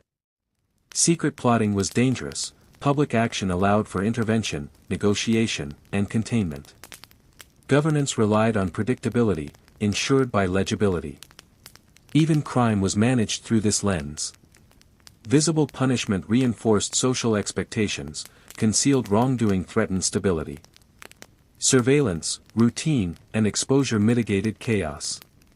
Citizens internalized these rules, performing socially acceptable behavior instinctively. This culture of visibility extended to family and inheritance. Children learned conduct through observation. Dowries, marriages, and domestic disputes were documented and witnessed. Household behavior mattered less for private satisfaction and more for the legibility of lineage, responsibility, and authority. Death and mourning, too, were performed for the public eye. Funerals, commemorations, and inheritance proceedings were visible acts that reinforced social continuity. Excessive secrecy or uncontrolled emotion threatened order. Observed grief maintained stability. Through centuries, Romans internalized these expectations. Privacy existed but only briefly and cautiously. Silence was rare, observation became instinctive. Visibility was survival, a social and personal necessity. Wars, revolts, plagues, and fires tested the empire repeatedly. Yet Rome endured because its citizens were trained to live openly, predictably, and visibly. Individual failure rarely destabilized the system because collective observation maintained order. Rome survived not because it was comfortable or free, but because clarity, accountability, and legibility were woven into the very fabric of life. Every street, forum, bathhouse, school, temple, military camp, market, and theater was an instrument of oversight. Silence existed momentarily, secrecy was discouraged. Privacy was inconvenient. But observation was sacred. And in that sacred observation, Rome endured, nothing escaped attention. Presence was survival. Transparency was power. Legibility was life itself. Rome's true immortality lay not in monuments or armies, but in the unbroken gaze of its citizens, trained to live within the framework of visibility, ensuring the empire, its people, and its system persisted across centuries. And this relentless focus on visibility extended even into Rome's systems of law and governance, where legibility was literally survival. Laws were public. Statutes were displayed in forums, read aloud, and recorded for future reference. Citizens could see what behavior was expected and what consequences followed. Secret laws, unwritten codes, or arbitrary rulings would have undermined trust and order. Visibility ensured predictability. When everyone could see the rules, enforcement became automatic and compliance instinctive.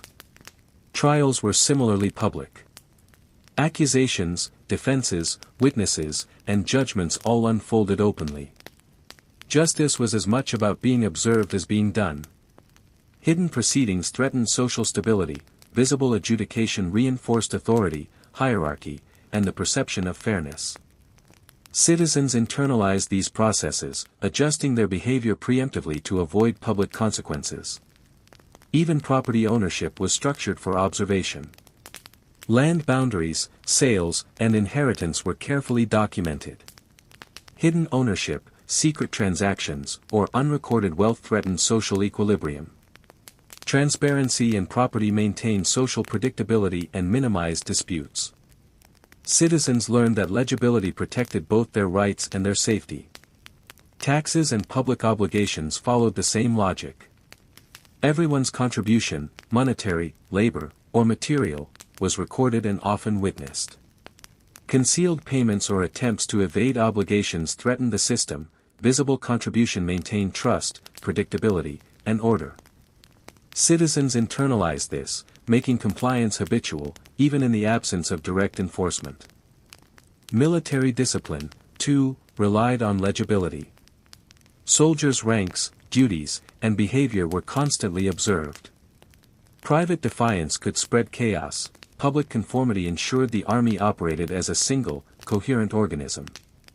Observation became a tool for both accountability and survival. Even religion enforced visibility.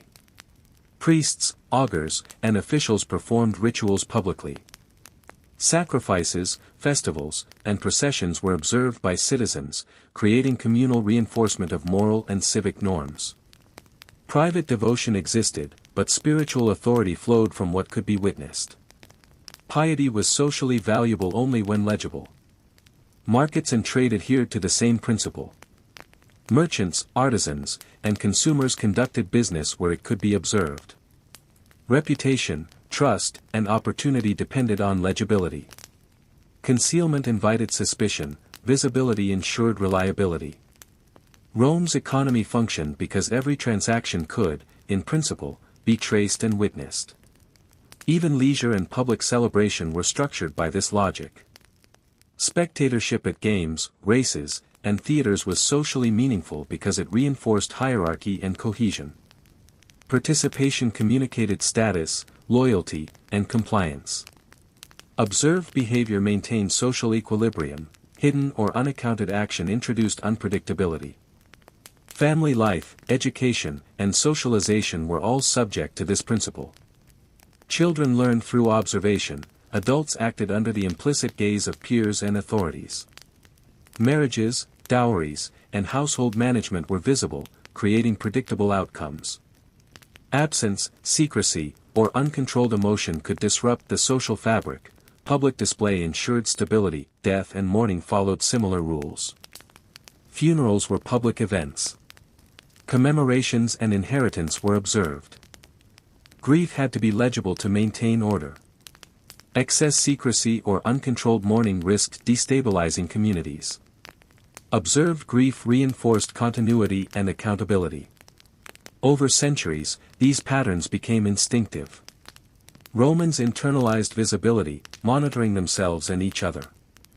Privacy existed only briefly, silence was rare, and secrecy discouraged. Visibility became survival. Wars, plagues, fires, revolts, all tested Rome repeatedly. Yet the empire endured because its citizens were trained to live openly, predictably, and visibly. Individual failure rarely threatened the collective because the framework of observation maintained stability. Rome survived not because it was gentle or free, but because clarity, accountability, and legibility were woven into every aspect of life.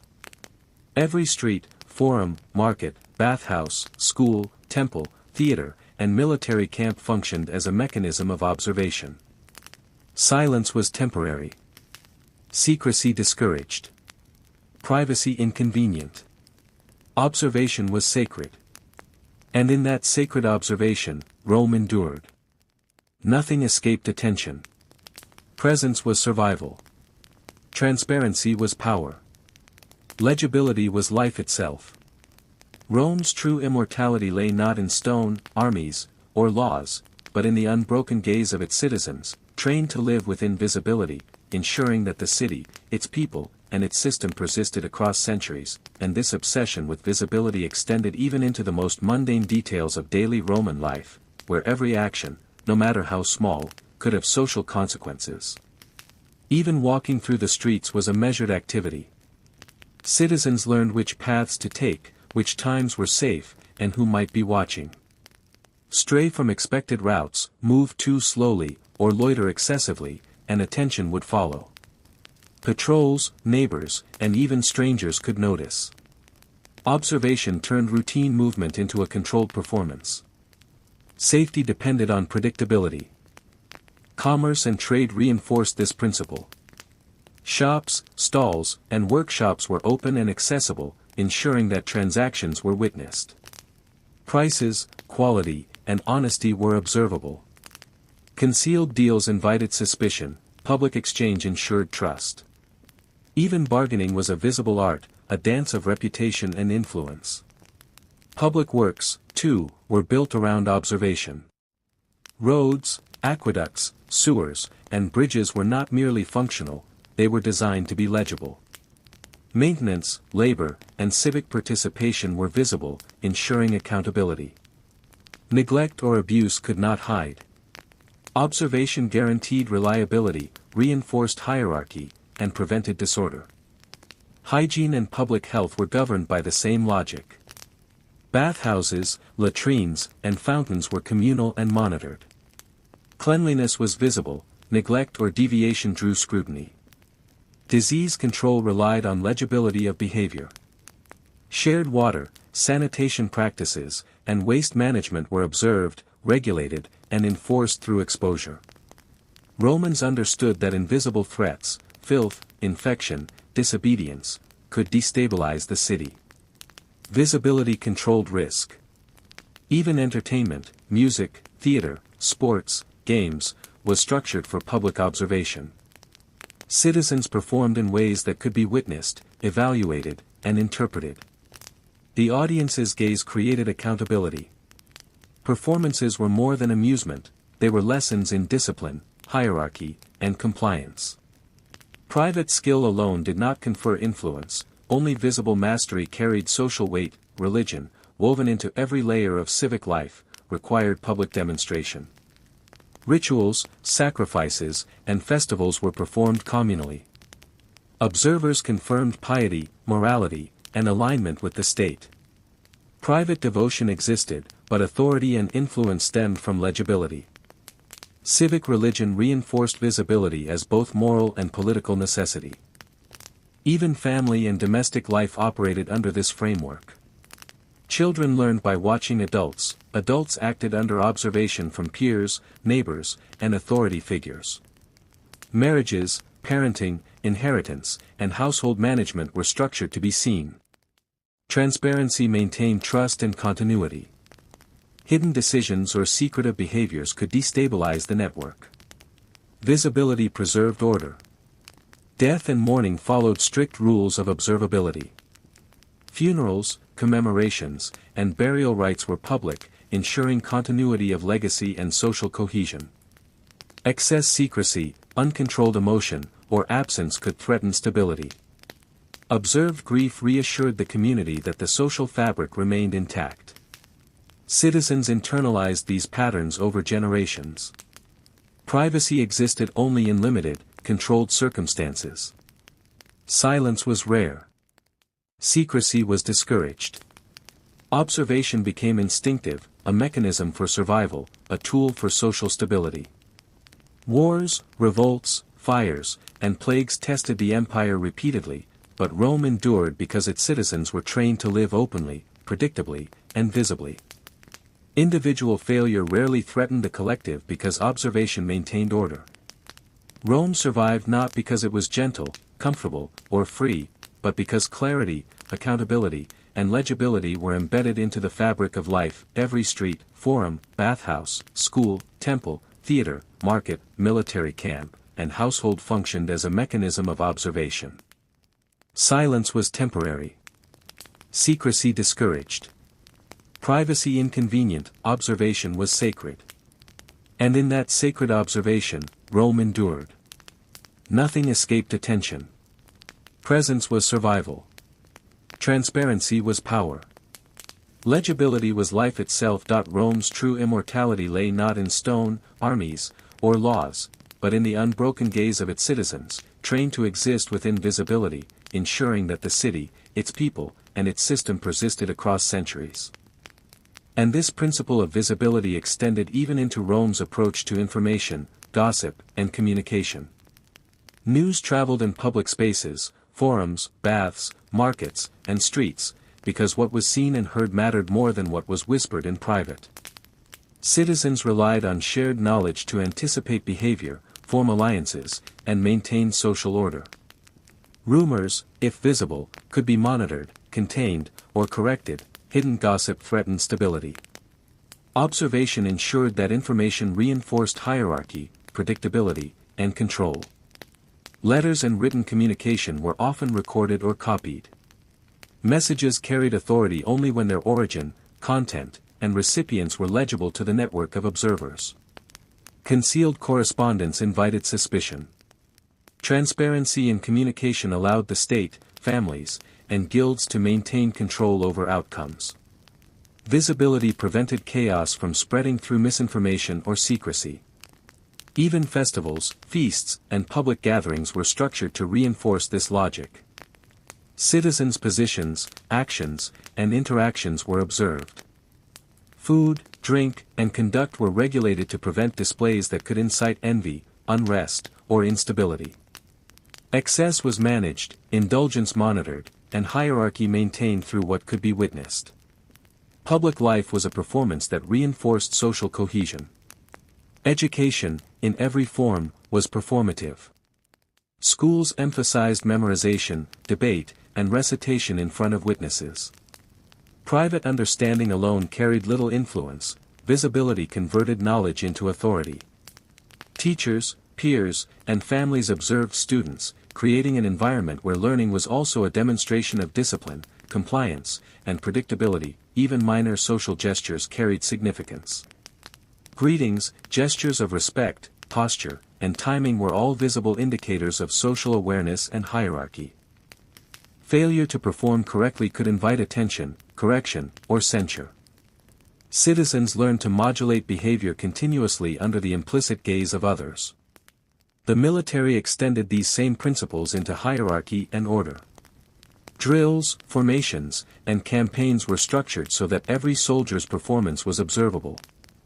Deviations could not hide, mistakes were public. Discipline was reinforced by legibility.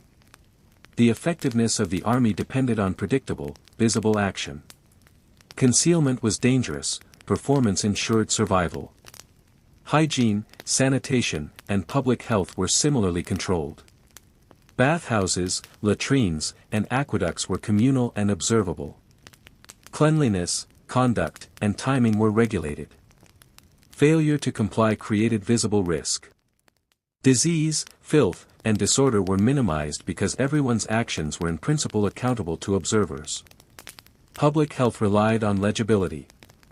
Even conflict resolution, negotiation, and law followed this pattern. Disputes were handled in public. Witnesses ensured fairness, hierarchy, and predictability.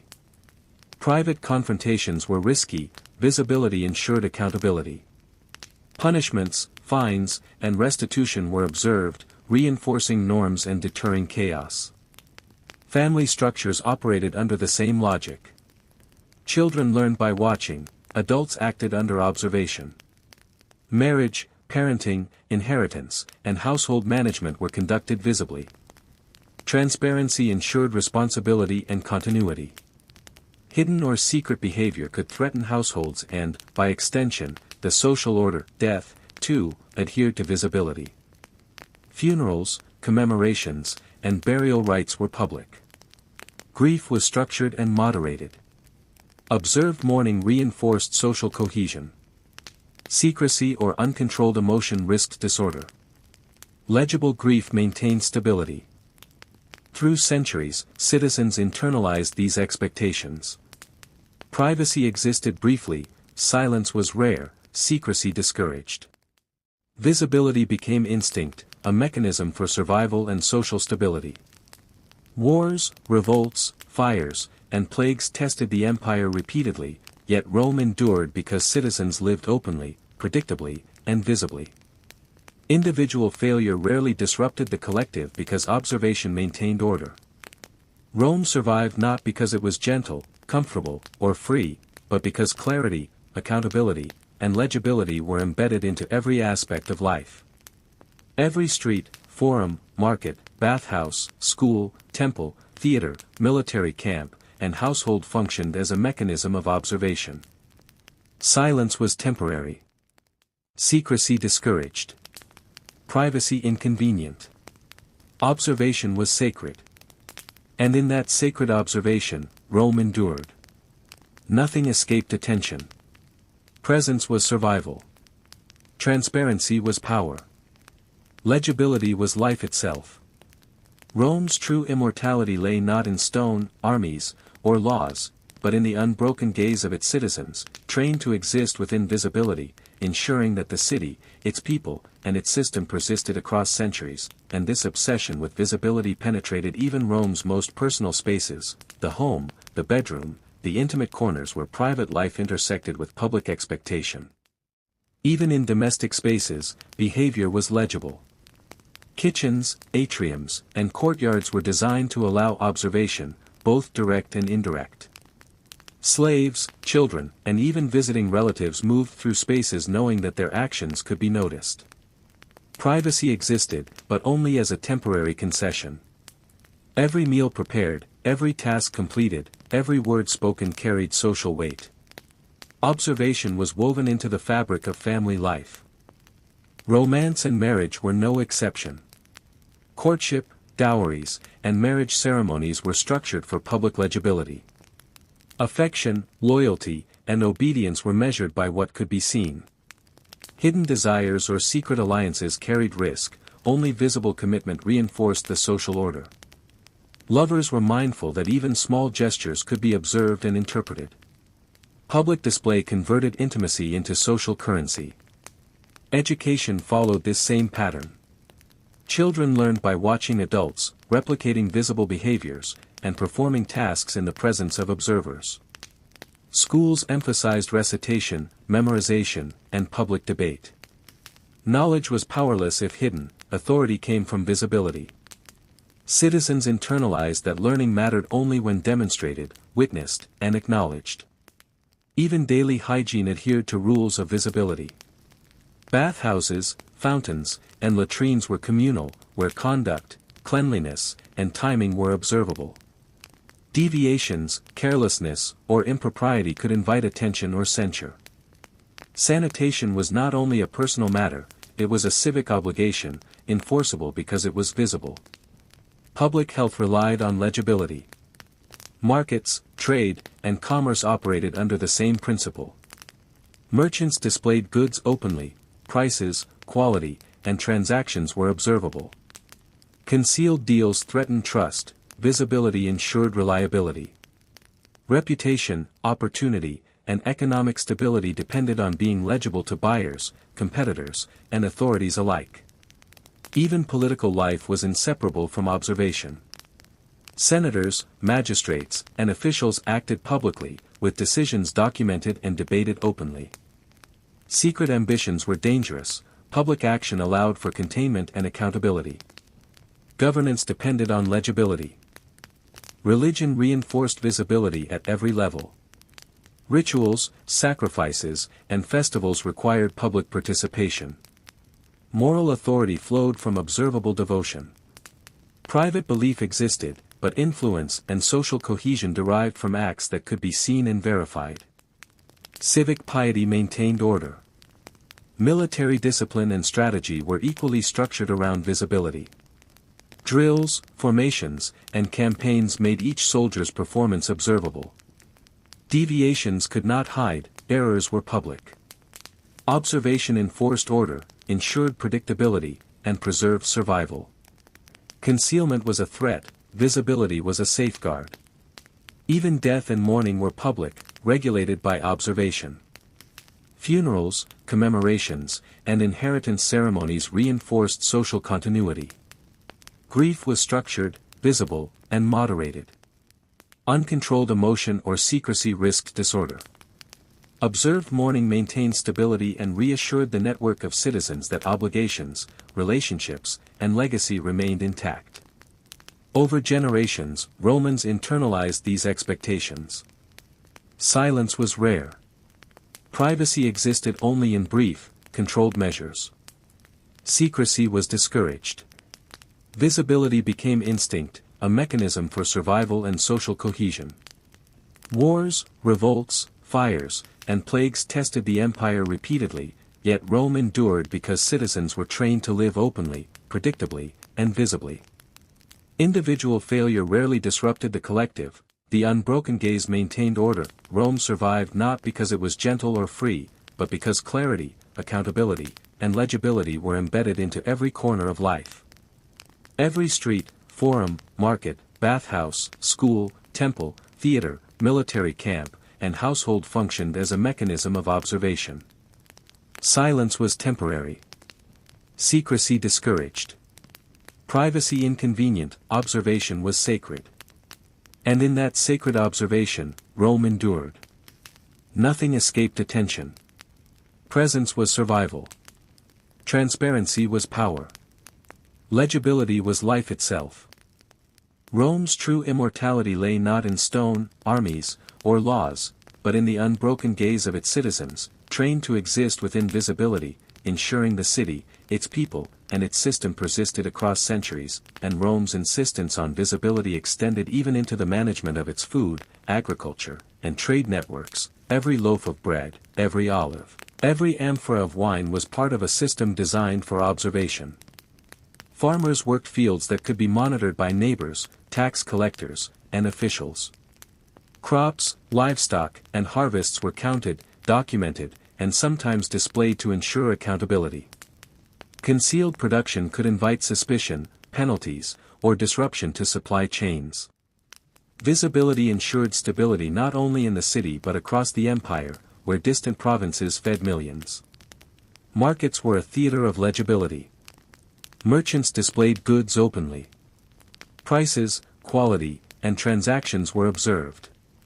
Concealment threatened trust, public exchange ensured reliability. Citizens learned that honesty was easier when observed. Reputation, opportunity, and economic survival depended on the gaze of others. Even banquets and private feasts operated under this principle. Luxury and excess were regulated.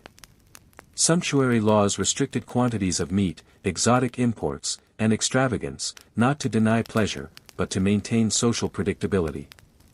Public display of wealth could destabilize hierarchies if unchecked. Citizens understood that even private enjoyment existed within the framework of legibility. Education reinforced these lessons. Children learned by performing skills in public, reciting, debating, memorizing. Knowledge alone was insufficient. Visible demonstration converted understanding into authority. Observation created a system where learning, discipline, and compliance were inseparable. Military logistics relied on the same principle. Supplies, troop movements, and formations were visible. Commanders relied on observation to detect errors, anticipate challenges, and maintain discipline. Concealment within the ranks could lead to catastrophe. Visibility ensured cohesion and survival. Even fashion, clothing, and adornment were tools of legibility. What citizens wore signaled rank, wealth, marital status, and loyalty. Excessive display could provoke regulation, concealment could invite suspicion. Romans understood that appearance was not vanity but communication, a system where visibility maintained social order. Hygiene and public health adhered strictly to the same logic. Bathhouses, fountains, latrines, and public spaces allowed observation, ensuring compliance with norms of cleanliness and behavior. Deviations created visible risk to community health. Observation prevented disease, minimized disorder, and reinforced civic responsibility. Funerals, commemorations, and inheritance proceedings were fully public. Grief was structured, moderated, and observed. Secrecy or uncontrolled emotion risked destabilizing the social fabric. Legible mourning reassured the community that obligations, lineage, and authority remained intact. Citizens internalized these patterns. Privacy existed briefly, silence was rare, secrecy discouraged. Visibility became instinct, a mechanism for both survival and social cohesion. Wars, revolts, fires, and plagues repeatedly tested the empire. Yet Rome endured because citizens lived openly, predictably, and visibly.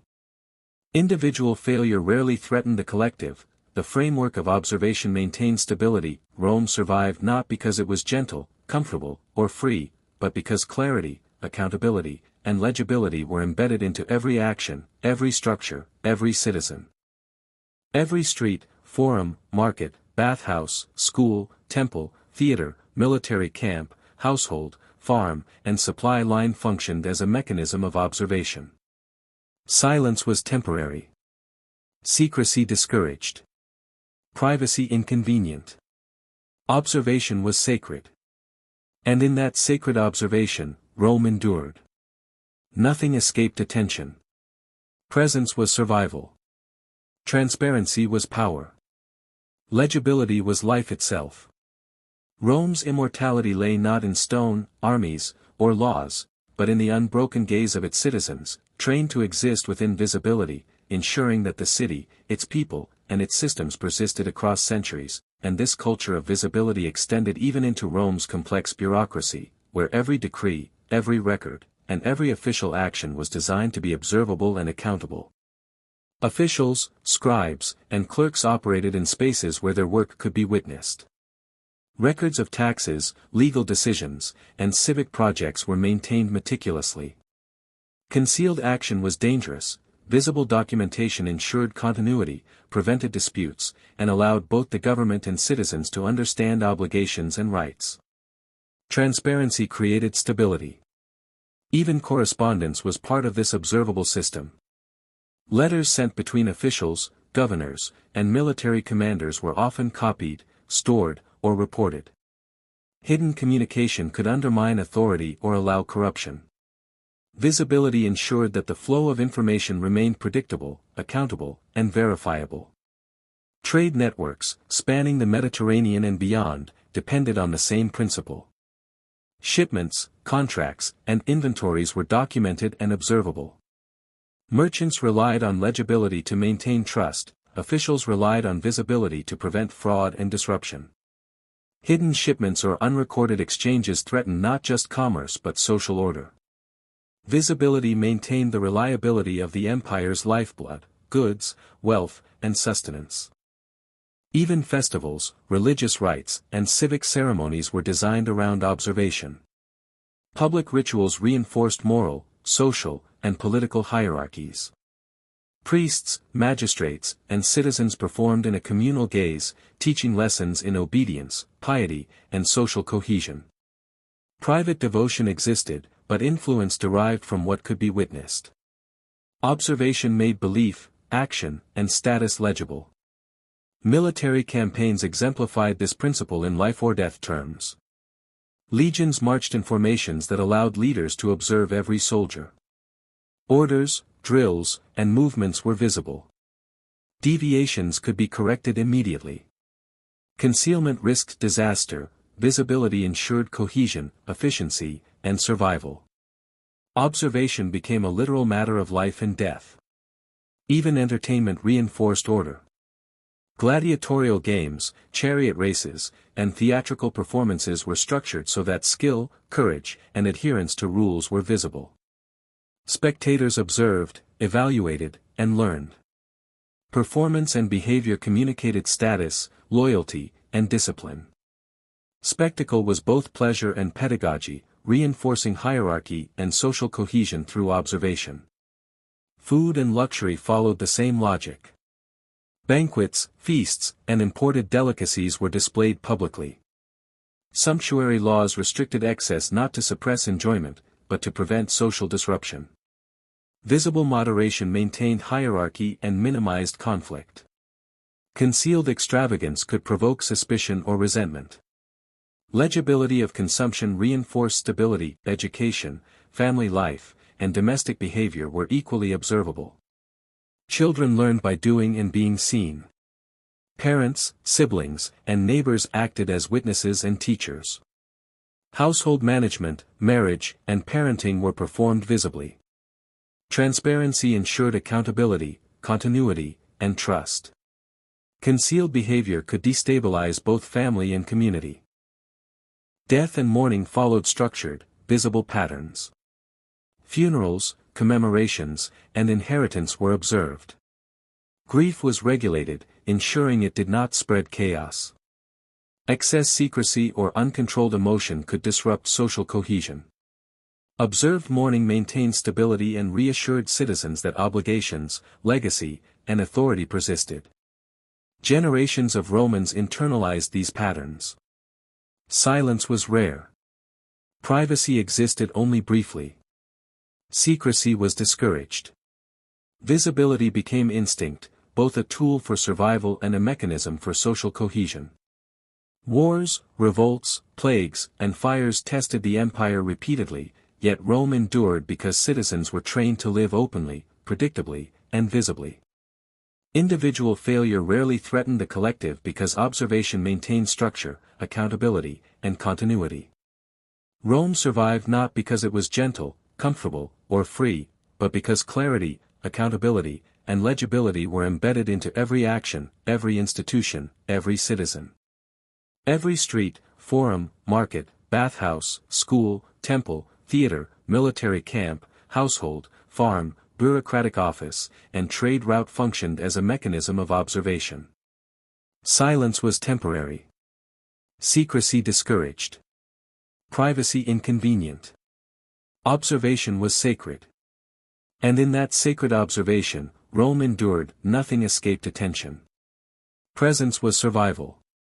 Transparency was power. Legibility was life itself. Rome's immortality lay not in stone, armies, or laws, but in the unbroken gaze of its citizens, trained to exist within visibility, ensuring that the city, its people, and its systems persisted across centuries, and Rome's culture of visibility extended even into the realm of law enforcement and urban safety, where every citizen, guard, and official played a role in maintaining order. Patrols walked the streets not merely to prevent crime, but to ensure that activity could be seen. Every shadow, alleyway, and doorway was under scrutiny, implicitly or explicitly. Citizens learned early that wandering after dark, loitering, or acting unusually could attract attention. Observation was both deterrent and enforcement, a continuous performance of social expectation. Neighborhoods were organized to maximize legibility. Street layouts, public squares, and building alignments were designed so that movement was observable. Crowds could be monitored, assemblies dispersed if needed, and unusual behavior quickly noticed. Fire, theft, and disorder were prevented not just by laws, but by the constant, unspoken gaze of the community. Visibility was preventative. Even criminal justice relied on legibility. Trials were public, accusations visible, witnesses observed. Punishment was administered openly, teaching citizens what behavior was acceptable. Concealment of wrongdoing was dangerous. Transparency in crime and punishment maintained social equilibrium. Observation ensured both deterrence and accountability. Religion, intertwined with law, reinforced public observability. Sacrifices, ceremonies, and festivals were performed in communal spaces. Priests and magistrates enforced rituals publicly, teaching moral, civic, and religious rules through visible action. Private devotion existed, but authority and influence flowed from what could be witnessed. Observation made piety legible, education reinforced visibility from a young age. Students recited, debated, and performed tasks in front of peers and instructors. Knowledge alone was insufficient, only visible demonstration conferred status, authority, and opportunity. Observation trained citizens to internalize discipline, hierarchy, and civic responsibility. Markets and commerce operated under the same principle. Merchants displayed goods openly, transactions were observed. Concealment threatened trust, while public display ensured reliability. Reputation, opportunity, and social stability depended on being visible. Legibility governed trade. Even domestic life followed these patterns.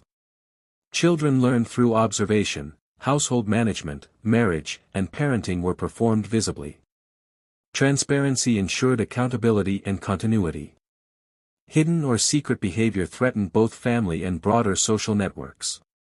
Observation maintained cohesion. Funerals, commemorations, and inheritance proceedings were also visible. Grief was structured, moderated, and witnessed. Excess secrecy or uncontrolled emotion risked destabilizing the social fabric. Observed mourning reinforced social stability and continuity. Generations of Romans internalized these expectations. Silence was rare. Privacy existed only briefly. Secrecy discouraged. Visibility became instinct, a survival tool and a mechanism for social cohesion. Wars, revolts, fires, and plagues repeatedly tested the empire. Yet Rome endured because citizens lived openly, predictably, and visibly. Individual failure rarely threatened the collective, observation maintained order and stability. Rome survived not because it was gentle, comfortable, or free, but because clarity, accountability, and legibility were embedded into every action, structure, and citizen. Every street, forum, market, bathhouse, school, temple, theater, military camp, household, farm, bureaucratic office, and trade route functioned as a mechanism of observation. Silence was temporary. Secrecy discouraged.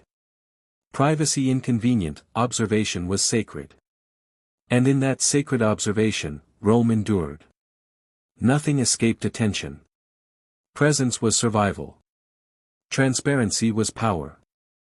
Legibility was life itself. Rome's immortality lay not in stone, armies, or laws, but in the unbroken gaze of its citizens, trained to exist within visibility, ensuring that the city, its people, and its systems persist.